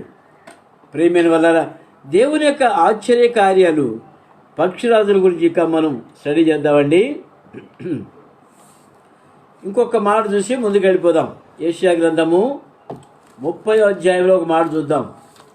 యెషయా గ్రంథము 30వ అధ్యాయంలో ఒక మాట చూసుకుందామండి. 30వ అధ్యాయము 15వ వచనం. యెషయా గ్రంథము 30:15వ వచనం చదువుకుందామండి. ప్రభువును ఇశ్రాయేలు యొక్క పరిశుద్ధ దేవుడగు యెహోవా ఇలాగ సెలవిచ్చుచున్నాడు, మీరు మరలి వచ్చి ఊరకుండుట వలన రక్షింపబడెదరు. మీరు ఊరకుండి నమ్ముకొనుట వలన నీకు బలము కలుగును. ఎట్లా కలుగుతుంది బలం నీకు? ఏమండి, ఇందాకేం చెప్పాను? యెహోవా కొరకు ఎదురు చూసేవారు నూతన బలం పొందుదురు అని అన్నాడు. తర్వాత ఆయన మేలుతో మనం తృప్తిపరిచేవాడు గుట్టినాడు. మన ప్రతి ఆశగల ప్రాణమును ఆయన తృప్తిపరిచేవాడు గుట్టినాడు. ఆకలి కొరిన వారిని ఆయన బలపరిచేవాడు గుట్టినాడు. తర్వాత మీరు మరలి వచ్చి ఊరకుండుట వలన బలము పొందుదురు అంటున్నాడు. నోట్ చేసుకుంటున్నారా ఇవన్నీ? ప్రియమైన ఊరకుండి నమ్ముకుండుట వలన మీరు బలము కలుగును. అది కావాలి ఇది కావాలంటే బలం రాదు. ఆ పని చేయాలా ఈ పని చేయాలంటే బలం రాదు. మరి యెహోవా కొరకు మనం ఎదురు చూసేవారు ఉన్నప్పుడు ప్రభు మనకు బలం ఇచ్చేవాడుకుంటున్నాడు. ఇంకో మాట చూద్దామండి. పక్షిరాజుని గురించి ఇక స్టడీ చేద్దాం. యెహెజ్కేలు గ్రంథంలో ఒక మాట చదువుకుందామండి. పక్షిరాజు లక్షణాలు ఏంటో, పక్షిరాజు యొక్క ఉనికి ఏంటో మనం నేర్చుకుందాం. యెహెజ్కేలు గ్రంథము 17వ అధ్యాయము. యెహెజ్కేలు గ్రంథము 17వ అధ్యాయము 3-4 వచనాలు చదువుకుందామండి. యెహెజ్కేలు గ్రంథము 17వ అధ్యాయము 3-4 వచనాలు. నానా విధములకు విచిత్ర వర్ణములు గల రెక్కలను, ఈకెలను, పొడుగైన పెద్ద రెక్కలు గల ఒక గొప్ప పక్షిరాజు లెబానోను పర్వతమునకు వచ్చి ఒక దేవదారు వృక్షము పైకొమ్మను పట్టుకుంది. ఏమండి, పక్షిరాజు ఒకటి వెళ్ళి నానా విధములకు విచిత్ర వర్ణములు గల రెక్కలు కలిగి ఉన్న పక్షిరాజు, పొడుగైన పెద్ద రెక్కలు కలిగిన పక్షిరాజు లెబానోను పర్వతం మీదకి వెళ్ళింది. వెళ్ళి లెబానోను పర్వతమునకు వచ్చి దేవదారు వృక్షము పైకొమ్మను పట్టుకుంది. లెబానోను పర్వతం అంటేనే అక్కడ పాలస్తీనాలో ఎత్తైనటువంటి పర్వత శిఖరాలు ఉన్నాయి. అక్కడ అంటే ప్రపంచ శిఖరాలు కాదు, ఆ దేశంలో కల్లా ఎత్తైన పర్వత శిఖరాలు ఉన్నాయి. ఆ పర్వత శిఖరం పైన దేవదారు వృక్షం ఒకటి ఉంది. దేవదారు వృక్షం మీరు చూచారో లేదో, అవి చాలా పొడవుగా పెరుగుతాయి. తాటి చెట్లు 2-3 తాటి చెట్లు ఎదుగుతుంది ఆ చెట్టు. నేను తిరుపతిలో చూశాను. మీరు ఆ దేవదారు వృక్షం పై కొమ్మలు ఒకటి పట్టుకొని ఏం చేసిందంట, లేత కొమ్మల చిగుళ్ళను త్రుంచి వర్తక దేశమును కొనిపోయి వర్తకున్న ఒక పురముందు దాన్ని నాటింది. అది ఆ దేశపు విత్తనములో కొన్ని తీసుకుని పోయి గన్నేరు చెట్టు నాటినట్లుగా విస్తారముల పారు నీళ్లు కలిగిన బాగా సేద్యం చేయడం భూములు దాన్ని నాటింది. అది చిగిర్చి పైకి పెరగక విశాలము కొమ్మలతో అల్లుకొని గొప్ప ద్రాక్ష వల్లి అయింది. చూశారండి? మరియు ఆ కొమ్మ పట్టుకుంది. ఆ కొమ్మే కాకుండా అది దేశపు విత్తనములో కొన్ని తీసుకొని పోయింది, గన్నేరు చెట్టు నాటినట్టుగా నాటింది. ఏం చెట్టు అది? ద్రాక్ష చెట్టు నాటింది. ఆ ద్రాక్ష చెట్టు ఏ విధంగా అయిందంటే పైకి ఎదగకుండా విస్తారంగా చుట్టూ కూడా అల్లుకుంది, కొమ్మలతో అల్లుకొని గొప్ప ద్రాక్ష వల్లి అయింది. ప్రియమైన వదరా, దాని కొమ్మలు ఆ పక్షిరాజు వైపున అల్లుకొలుచుండెను. ఈ ద్రాక్ష వల్లి ఏం చేస్తుంది? పక్షిరాజును అల్లుకోవటం మొదలుపెట్టింది. పక్షిరాజు అంటే ఏం చెప్పాను? అపవిత్రమైన జంతువు అని చెప్పాను, మర్చిపోవాకండి. ఈ ద్రాక్ష వల్లి అనేది దేవుని సంతోషపెట్టేది. ద్రాక్ష వల్లి అంటే దేవుని సన్నిధిలో ఉండేది, దేవుని సంతోషపెట్టేది, దేవుని బిడ్డలను సంతోషపెట్టేది, దేవుని దాసులను మరి ప్రవక్తలను సంతోషపెట్టేది. ఈ ద్రాక్ష వల్లి ఎదిగి పక్షిరాజును అల్లుకోవటం మొదలుపెట్టింది. అల్లుకొనుచు దాని వేళ్ళు కిందకి తన్నుచుండను. అలాగున ఆ ద్రాక్ష చుట్టూ శాఖోపశాఖలుగా వర్ధిల్లి రెమ్మలు వేసిను. ప్రియమైన ఇంతలో చాలండి. చివరిలో ఒక మాట చూద్దాం. మంచి భూమిలో నాటబడి ఉండినను ఆ పక్షిరాజు తనకు నీరు కట్టవలని తన పాదులలో నుండి కాలువ ఈ పక్షి తట్టు తన వేళ్ళను చాపి తన శాఖలను విడిచెను. కావున నీవిలాగా ప్రకటించబడినాడు. ప్రియమైన పక్షిరాజు ఆ విధంగా ఎత్తైన ప్రదేశాల్లో నివాసము చేసేదిగా ఉంటుంది. ఎత్తైన ప్రదేశాల్లో నివాసం చేసేదిగా ఉంటుంది. మరి ఒక విశ్వాస యొక్క రెసిడెన్స్ కూడా, ఒక విశ్వాస యొక్క జీవితం కూడా ఎక్కడ ఉండాలి? ఎత్తైనటువంటి పర్వత శిఖరముల మీద, లెబానోను పర్వత శిఖరముల పైన, దేవదారు వృక్షముల పైన ఉన్నతమైన తలంపులు కలిగిన వాడుగా, ఉన్నతమైన ఉద్దేశములు కలిగిన వాడుగా, ఉన్నతమైన స్థలాల మీద నివసించేవాడుగా విశ్వాసి ఉండాలి. మీరు క్రీస్తుతో కూడా లేపబడిన వారైతే పైనున్న వాటిని వెదకుడి, భూ సంబంధమైన వాటి మీద మనసు పెట్టకుడి అని అన్నాడు. ప్రియమైన వల్లరా, ఎటు చూస్తున్నాము? మనము పైకి చూస్తున్నామా, కిందకు చూస్తున్నామా? క్రీస్తుతో కూడా లేపబడ్డాం గనక పైనున్న వాటిని వెదకే వారంగా ఉండాలి. అక్కడ యేసు ప్రభు దేవుని కుడి పార్శ్వమున కూర్చుని ఉన్నాడు. ప్రత్యక్ష గుడారం అనే గంభీరమైన సబ్జెక్టును ధ్యానించినప్పుడు నేను ఒక విషయం జ్ఞాపకం చేశాను. గొర్రెలు కింద ఉన్న గడ్డి మేస్తాయి. మరి ఇవి ఇది మేకపోతులు అయితే కింద ఎంత గడ్డి ఉన్నా, కింద ఎంత ఆకున్నా అవి తినవు. 2 కాళ్ళు పైకెత్తి పైనున్న గడ్డి తినేదానికి, పైనున్న ఆకులు మేసేదానికి ప్రయత్నం చేస్తాయి. ప్రేమైన శ్రేష్టమైన పొట్టేళ్ల తోళ్ళు ప్రత్యక్ష గుడారాన్ని కప్పేదానికి దేవుడు వాడుకున్నాడు. పైనున్న వాటిని దేవుడు కోరుకునే వాడుకుంటున్నాడు. ఉన్నతమైన ఉద్దేశాలు కలిగిన వారిని దేవుడు కోరుకునే వాడుకుంటున్నాడు. జీవిస్తున్నామా? పక్షిరాజుకున్నటువంటి గొప్ప లక్షణాల్లో ఇది ఒకటి. ఇంకోటి చూద్దామండి. యోబు గ్రంథము 39వ అధ్యాయము. కొంతమంది అనుకుంటారు, ఎందుకు యోబు గ్రంథం చేస్తారు పొద్దాక? శ్రమలు, బాధలు ఆయన అనుభవించాడు, పుత్తుపున్నానికి అనిపించాడు. మనకు కూడా చదివామంటే మనకు కూడా ఆ బాధలు ఎక్కడ కలుగుతాయని చెప్పేసి భయపడతారు. గమనించండి, అదంతా కాదు. యోబు గ్రంథంలో ఎన్నో శ్రేష్టమైనటువంటి భావాలు మనం నేర్చుకోవాలి. యోబు గ్రంథము 39వ అధ్యాయము. యోబు గ్రంథము 39వ అధ్యాయము 29వ వచనం చదువుకుందామండి.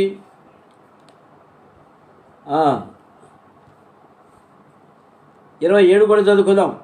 పక్షిరాజుని యాజ్ఞకు లోబడి ఆకాశ వీధికెక్కున, తన గూడు ఎత్తైన చోటన కట్టుకున్నా, అది రాతి కొండ మీద నివసించును. కొండ పేటు మీద ఎవరిని ఎక్కదాని ఎత్తు చోటన గూడు కట్టుకును. అక్కడి నుండి దాని తన ఎరణ మీద ఎక్కడుంటుందండి? పక్షిరాజు ఎక్కడుంటుంది? ఎత్తైన చోట గూడు కట్టుకొని ఉంటుంది. ఆకాశ వీధుల్లో అది గూడు కట్టుకుంటుంది. రాతి కొండ మీద నివసించును. రాతి కొండల మీద కూడా విశాలంగా ఉన్న ప్రదేశం మీద కాదు, ఏటవాలుగా ఉన్నది రాతి కొండ మీద అది గూడు కట్టుకుంది. అది ఆ రెఫరెన్స్ ఎక్కడో ఉంది. ఏటవాలుగా ఉన్న కొండ పైన అది ఒక స్థలం, చిన్న స్థలం ఏర్పాటు చేసుకుని గూడు కట్టుకుంటుంది. ఎందుకంటే శత్రువు అక్కడికి రాడు. శత్రు భేద్యమైనటువంటి ప్రదేశంలో అది గూడు కట్టుకుంటుంది. ప్రియమైన వల్ల రక్షించబడినటువంటి ఒక విశ్వాసి తన ఉన్నతమైన లాఫ్టీ ప్లేసెస్ అంటారు, ఉన్నతమైన ప్రదేశాల్లో గూడు కట్టుకున్నట్టుగా మనం కూడా దేవుని యొక్క ఉన్నతమైన ప్రదేశాల్లో మనం నివాసం చేసేవారంగా ఉండాలి. అనగా మన తలంపులు ఉన్నతమైన తలంపులుగా ఉండాలి. మన ప్రదేశాలు, మనం జీవించే ప్రదేశాలు కూడా, ఆ తలంపులు కూడా ఉన్నతమైన ప్రదేశాలతో నిండి ఉన్నట్టు చూడాలి. ఇంకా ఏం చేస్తండి? కొండ పేటు మీదను, ఇందాక మర్చిపోయాను అన్నాను కదా, ఇక్కడే ఉంది. కొండ పేటు మీదను ఎవరును ఎక్కజాలని ఎత్తు చోటను గూడు కట్టుకును. ఎవరు కూడా ఎక్కేదానికి కూడా సాధ్యపడదు. కొండ పేటు మీద ఎవరును ఎక్కజాలని ఎత్తు చోట గూడు కట్టుకుంటుంది. ఎందుకు? దాని లక్షణం అది. అపవిత్ర పక్షి కదా, దేవుడిచ్చిన ఆధిక్యత అది. ప్రియమైన అపవిత్రులైన మనకు, అయోగ్యులైన మనకు, ఎన్నికలైన మనకు ప్రధానులతో కూర్చొని దేవుడు. ఆరాధన వర్తమానాలు చూసాం మనం. ప్రధానులతో కూర్చొని పెట్టాడు. ఏ యోగ్యత లేని మనను పెంట గొప్ప మీద నుండి లేపి, దరిద్రుల మనను లేపి ప్రధానులతో కూర్చొని పెట్టాడు. దేవుని యొక్క ఆశ్చర్యకరమైన ప్రేమ, దేవుని యొక్క ఉన్నతమైన తలంపులు. ప్రేమైన వల్ల మనం ఆ విధంగా నివాసం చేసేవారు ఉండాలి సుమా. ఇంకా ఇక్కడ ఇంకో మాట కూడా అక్కడ పక్షిరాజును చూసి నేర్చుకోవాల్సిన మాట ఇంకోటి ఉంది. అక్కడ నుండియే తన ఎరను వెదుకును. ఏంటి? అంత ఎత్తులో నుంచి తనకు ఆహారం ఎట్లా వెతుకుతుందండి? దాని చూపు ఎంత గొప్పదో చూడండి. ఎన్ని కిలోమీటర్ల వరకు ఎత్తులో ఉన్నప్పటికీ కిందనే ఆ కోడిపిల్లను చూస్తుంది. అది కోడిపిల్ల దానికి ఒక లెక్క. కోడి పెట్టినే తల్లి పెట్టినే ఎత్తుకుని వెళ్ళిపోద్ది. చిన్న చిన్న కుందేళ్ళను కూడా ఎత్తుకుని వెళ్ళిపోద్ది. అక్కడి నుంచి తన ఎరను వెతుకుతుంది. ప్రియమైన ఉన్నతమైన స్థలాల్లో ఉండి దేవుని వాక్యమును మనం వెతికే వారం ఉండాలి. ఉన్నతమైన స్థలంలో ఉండి దేవుని యొక్క ఉన్నతమైన తలంపులు కలిగిన దేవుని వాక్యం మనం ధ్యానించే వారంగా ఉండాలి. మన ఆత్మీయ స్థితి ఎప్పుడు కూడా ఉన్నతంగానే ఉండాలి. అది మనం నేర్చుకోవాలి. ఇంకో మాట చూద్దామండి. దాని కన్నులు దానిని దూరం నుండి కనిపెట్టును, దాని పిల్లలు రక్తమును పీల్చును. ఆ మాట గమనించారండి. దాని పిల్లలు రక్తమును పీల్చును అంటే ఏంటి దాని అర్థం? పక్షురాలు పీల్చుతాయి. అయితే పిల్లలకి తీసుకెళ్లే ఆహారం కూడా రక్తంతో ఉన్నటువంటి ఆహారాన్ని తీసుకుని వెళ్ళిపోతుంది. అనగా ఫ్రెష్ చేపలు కొనడానికి వెళ్తారు కొంతమంది. లావుగా ఉందా, పొడుగ్గా ఉందా, ఇది నాకు కావాలంటారు. దాని మొప్పలు తీయాలా, దాని ఎర్రగా ఉన్నాయో లేదో చూడాలా, ఫ్రెషా కాదా చూడాలా, దాని పొట్ట మీద నొక్కాలా, అప్పుడే మంచిదా కాదా తెలుస్తుంది నీకు. ప్రియమైనదా, పక్షురాలు ఏం చేస్తుంది? తన పిల్లలకి ఎటువంటి ఆహారము? ఫ్రెష్గా ఉండేది, వేడిగా రక్తంతో ఉన్నటువంటి ఆహారం తీసుకెళ్ళి పక్షి పిల్లలకి అందిస్తుంది. దీని భావం ఏంటండి? దేవుని యొక్క బిడ్డలు ఎప్పటికప్పుడు దేవుని వాక్యం నూతనంగా ధ్యానించే వాళ్ళు ఉండాలి. ఎప్పటికప్పుడు నూతన తలంపులు మనం ధ్యానించే వారంగా ఉండాలి. అర్థమవుతుందా? పోయిన వారం చెప్పిన మెసేజ్ జ్ఞాపకం చేసుకొని ఒక నెల తర్వాత అందరూ మర్చిపోయి ఉంటారు లేని మళ్ళీ అదే మెసేజ్ మనం ఇవ్వటం అది పద్ధతి కాదు. ప్రియమైన ప్రభు సన్నిధిలో ఎప్పటికప్పుడు మనం నూతనమైనటువంటి ఆ ధ్యానం కలిగిన వారంగా మనం ఉండాలి. ఇంకో మాట చూద్దామండి.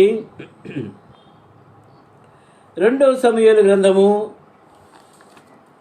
1వ అధ్యాయము. 2 సమూయేలు గ్రంథము 1వ అధ్యాయము. 2 సమూయేలు 1వ అధ్యాయము 23వ వచనం చదువుకుందామండి.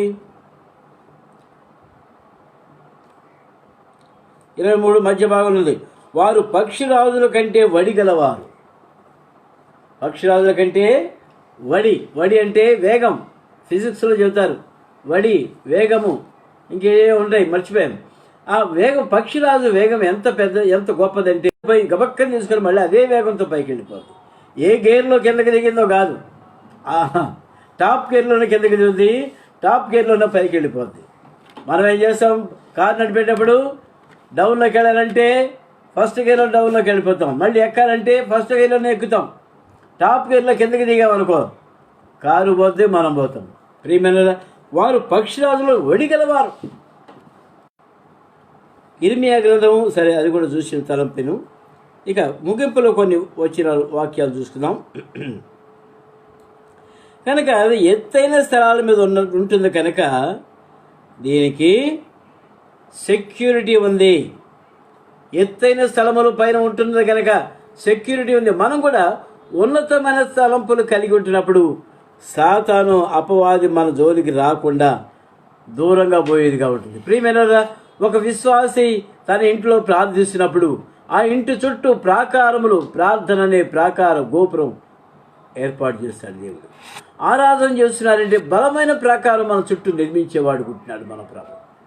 అదే దేవుని యొక్క ఉన్నతమైన ఉద్దేశములు అని మనం గ్రహించాలి. ఇంకో మాట చూసుకుందామండి. పక్షిరాజు పిల్లలకు ఏ విధంగా ఎగరాలో కూడా నేర్పిస్తుంది. ఎట్లా ఎగరాలి దయచేసి చూద్దామండి. ద్వితీయోపదేశకాండము 32వ అధ్యాయం చాలాసార్లు చెప్తుంటాను. కొంతమంది అంటారు ఎప్పుడు నీకు ఇదే వాక్యమా అని.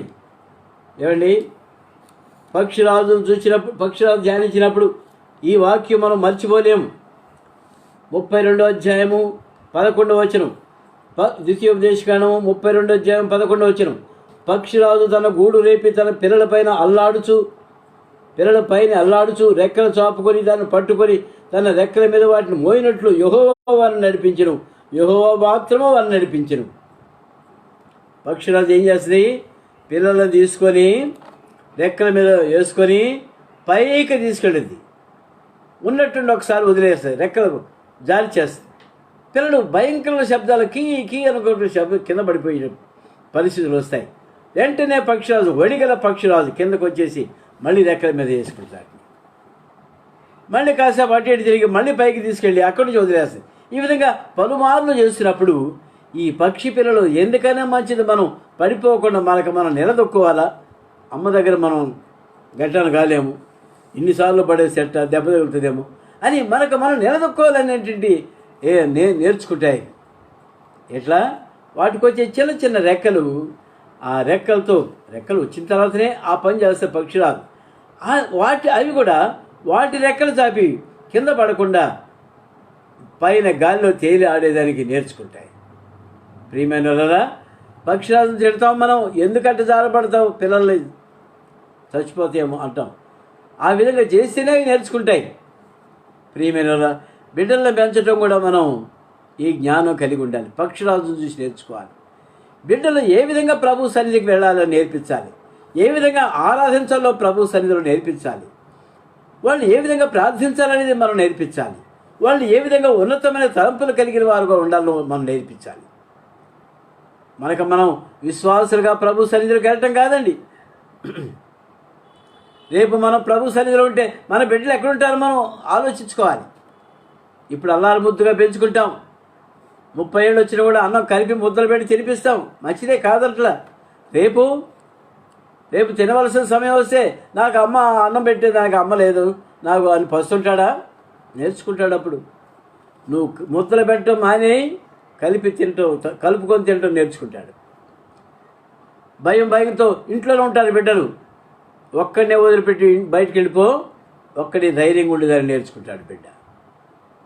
ప్రియమైన ఈ విధంగా బాధ్యతలు పిల్లల పైన మనం కూడా వాళ్ళకు తగిన బాధ్యత నేర్పించినప్పుడు ప్రభు సన్నిధిలో వాళ్ళు కూడా నేర్చుకునే వాళ్ళు ఉంటారు, గట్టి విశ్వాసులుగా తయారవుతారు, ప్రార్థించే వారు ఉంటారు, ఇతరులకు వాక్యం చెప్పేవాళ్ళుగా కూడా వాళ్ళు ఉంటారు. కనుక పక్షిరాజును చూసి అనేకమైన తలంపులు మనం నేర్చుకునే వాళ్ళకు ఉంటున్నాం.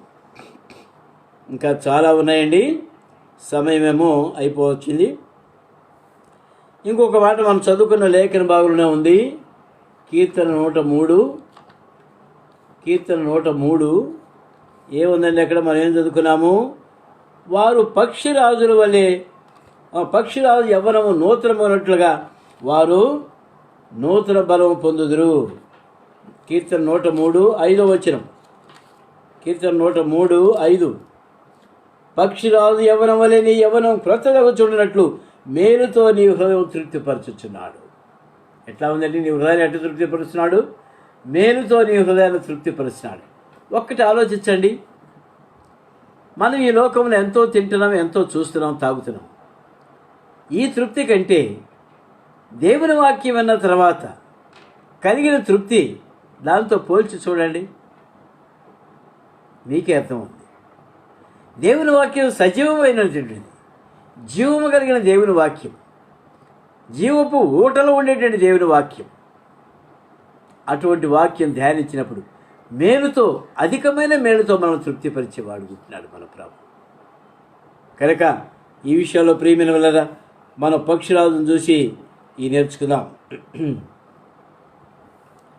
మరి యెషయా గ్రంథము మళ్ళొకసారి ఆ మాట ధ్యానించుకుందామండి. యెషయా గ్రంథము 40వ అధ్యాయము మళ్ళొకసారి జ్ఞాపకం చేసుకుందాం. యెషయా గ్రంథము 40వ అధ్యాయము 31 చూడండి. యెహోవా కొరకు ఎదురు చూచువారు నూతన బలము పొందుదురు. పక్షిరాజు కలిగినటువంటి నూతన బలము మనకు కూడా ప్రభు ఇస్తాడు. ఎప్పుడు ఇస్తాడు? ఆయన కొరకు ఎదురు చూచే వారంగా మనం ఉన్నప్పుడు ఆయన మనకిస్తాడు. ఆహా ఆ బోర ఎప్పుడు మ్రోగుతుందో, చక్కని పాట కదా అది. ఆ పాట పాడుకుంటూ విశ్వాసులు తమ జీవిత యాత్ర ప్రభు కొరకు ఎదురు చూచేవాడు ఉన్నప్పుడు ఆ ఆనందం వేరు, ఆ సంతోషం వేరు, ఆ సంతృప్తి వేరు, ఆ బలం వేరు. కనుక ప్రియమైన ప్రభు కొరకు ఎదురు చూసినప్పుడు ఆయన రాకడ కొరకు ఎందుకు ఎదురు చూస్తున్నాం మనము? ఆయన తిరిగి వస్తాడు, వాగ్దానం చేసినవాడు నమ్మదగినవాడు. ఆయన తిరిగి వస్తాడు, మనల్ని తీసుకుని వెళతాడు. ఎవరైతే ఆయన కొరకు ఎదురు చూస్తున్నారో వారిని ప్రభు మేఘం మీద తీసుకుని పోయేవాడుగా ఉంటున్నాడు. క్రీస్తు ప్రభునందు నిద్రించిన వాళ్ళు మొదట మేలుకొందరు, ఆ తర్వాత సజీవులమైనటువంటి మనము ఆయనతో కూడా మేఘముల పైన కొనుక్కోబడతాము. ఎప్పుడండి? యేసు ప్రభువారు వచ్చినప్పుడు. అందుకు మన ప్రభు కొరకు కనిపెట్టేది. ఎవరైతే యేసు క్రీస్తు ప్రభువారు కొరకు ఎదురు చూస్తున్నారో ప్రభు రాకడలో వాళ్ళు మార్చబడిన దేహములతో ఆయనను పోలిన వారంగా ఉండి ఆయనతో పాటు మేఘముల మీద మనం కొనుక్కోబడు. నో మోర్ డెత్, ఇక మరణం లేదు. ఈరోజు ఈ సమయంలో వాక్య ముగింపే లోపు ప్రభు వచ్చాడనుకోండి, నీకు మరణం లేదు, మరణం లేదు. No more death. మరణం చవి చూడని అవసరం లేదు, మంచం మీద పడనక్కర్లేదు, ఇతరులు చూడనక్కర్లేదు. మరణం లేకుండా ప్రభుత్వ వెళ్ళిపోతాం. అది కావాలన్నా? ఒకవేళ ప్రియమైన ఇప్పటికే మన ప్రియులు, మన బంధువులు ఇప్పటికే మరణించి సమాధిలో ఉన్నారనుకోండి, ప్రభు వచ్చినప్పుడు వాళ్ళ సంగతి ఏంటి? సెలవుని లేచిరా అంటాడు.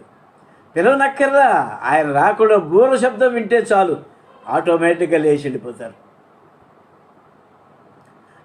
వాళ్ళు కలిసి వెళుతున్నప్పుడు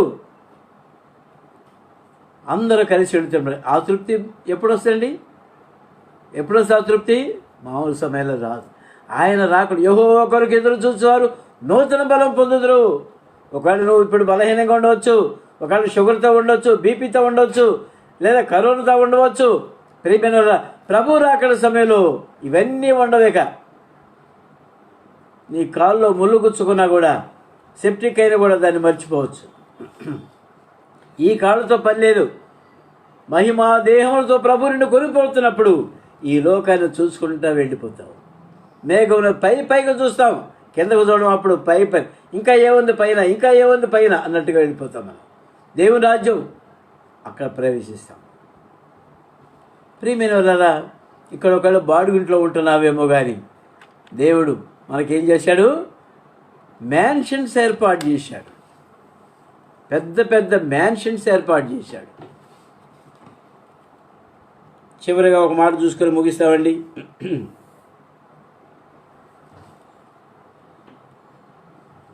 యోబు గ్రంథము మళ్ళీ ఒకసారి చూసుకుందాం. యోబు గ్రంథము 9వ అధ్యాయం చివరిగా ఈ మాట చూసి మనం ముగించుకుందాం. యోబు గ్రంథము 9వ అధ్యాయం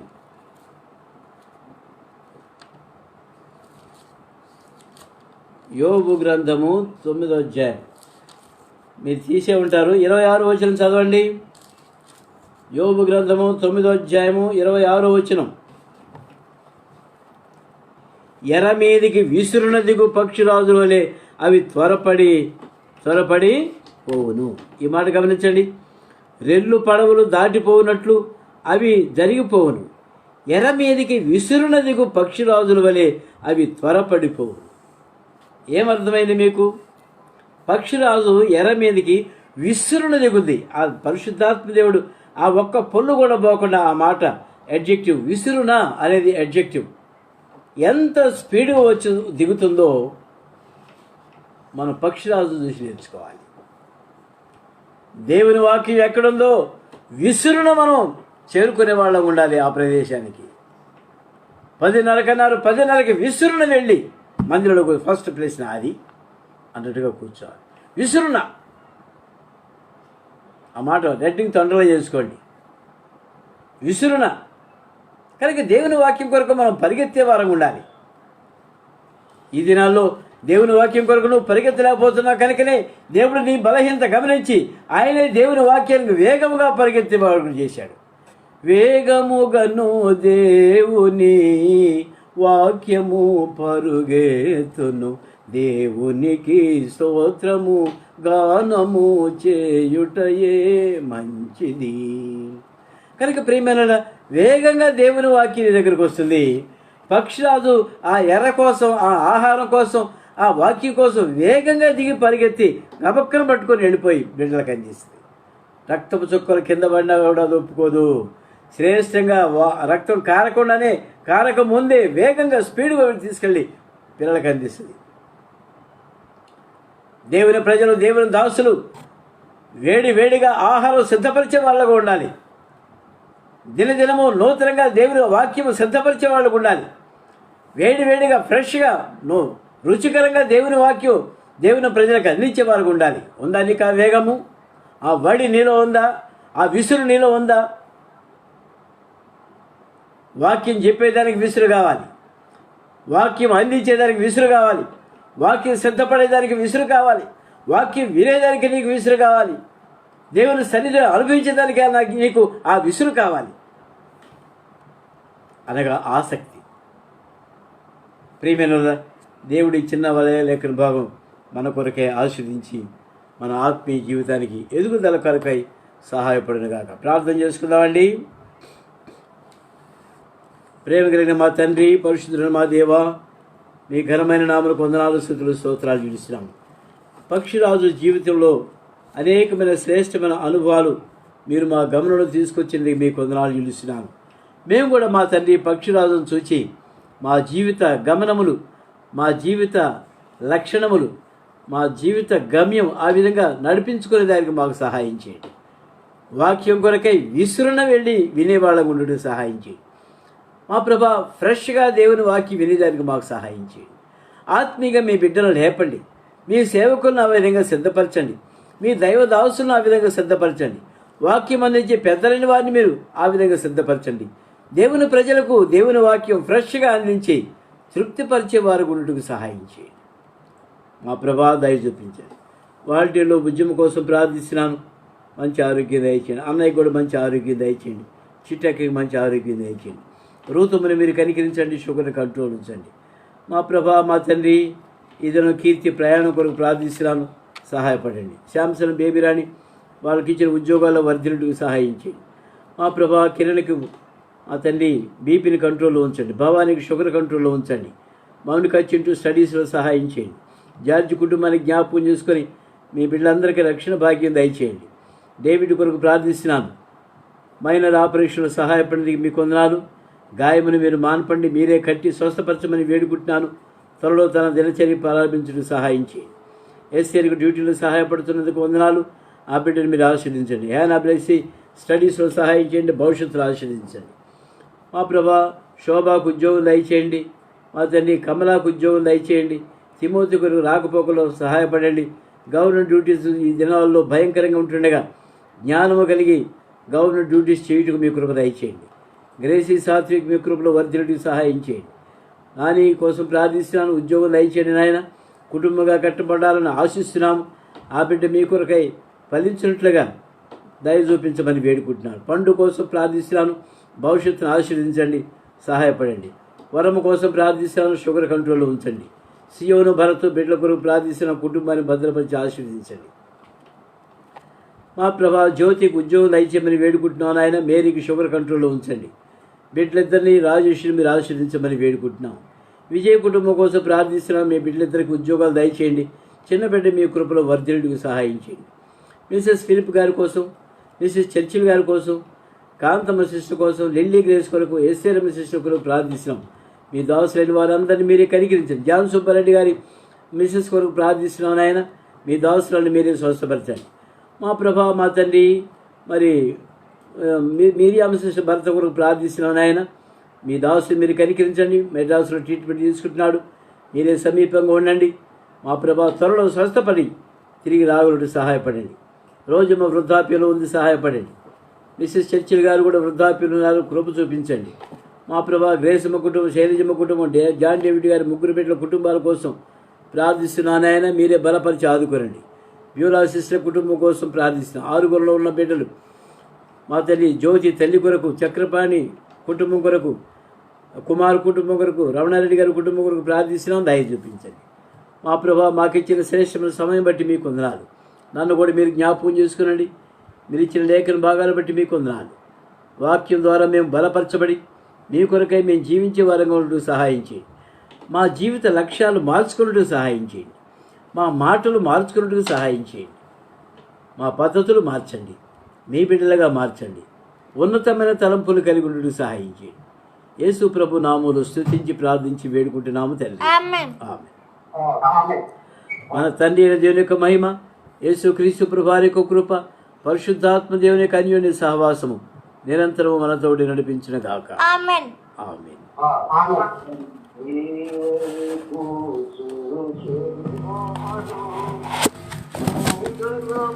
ఆమేన్.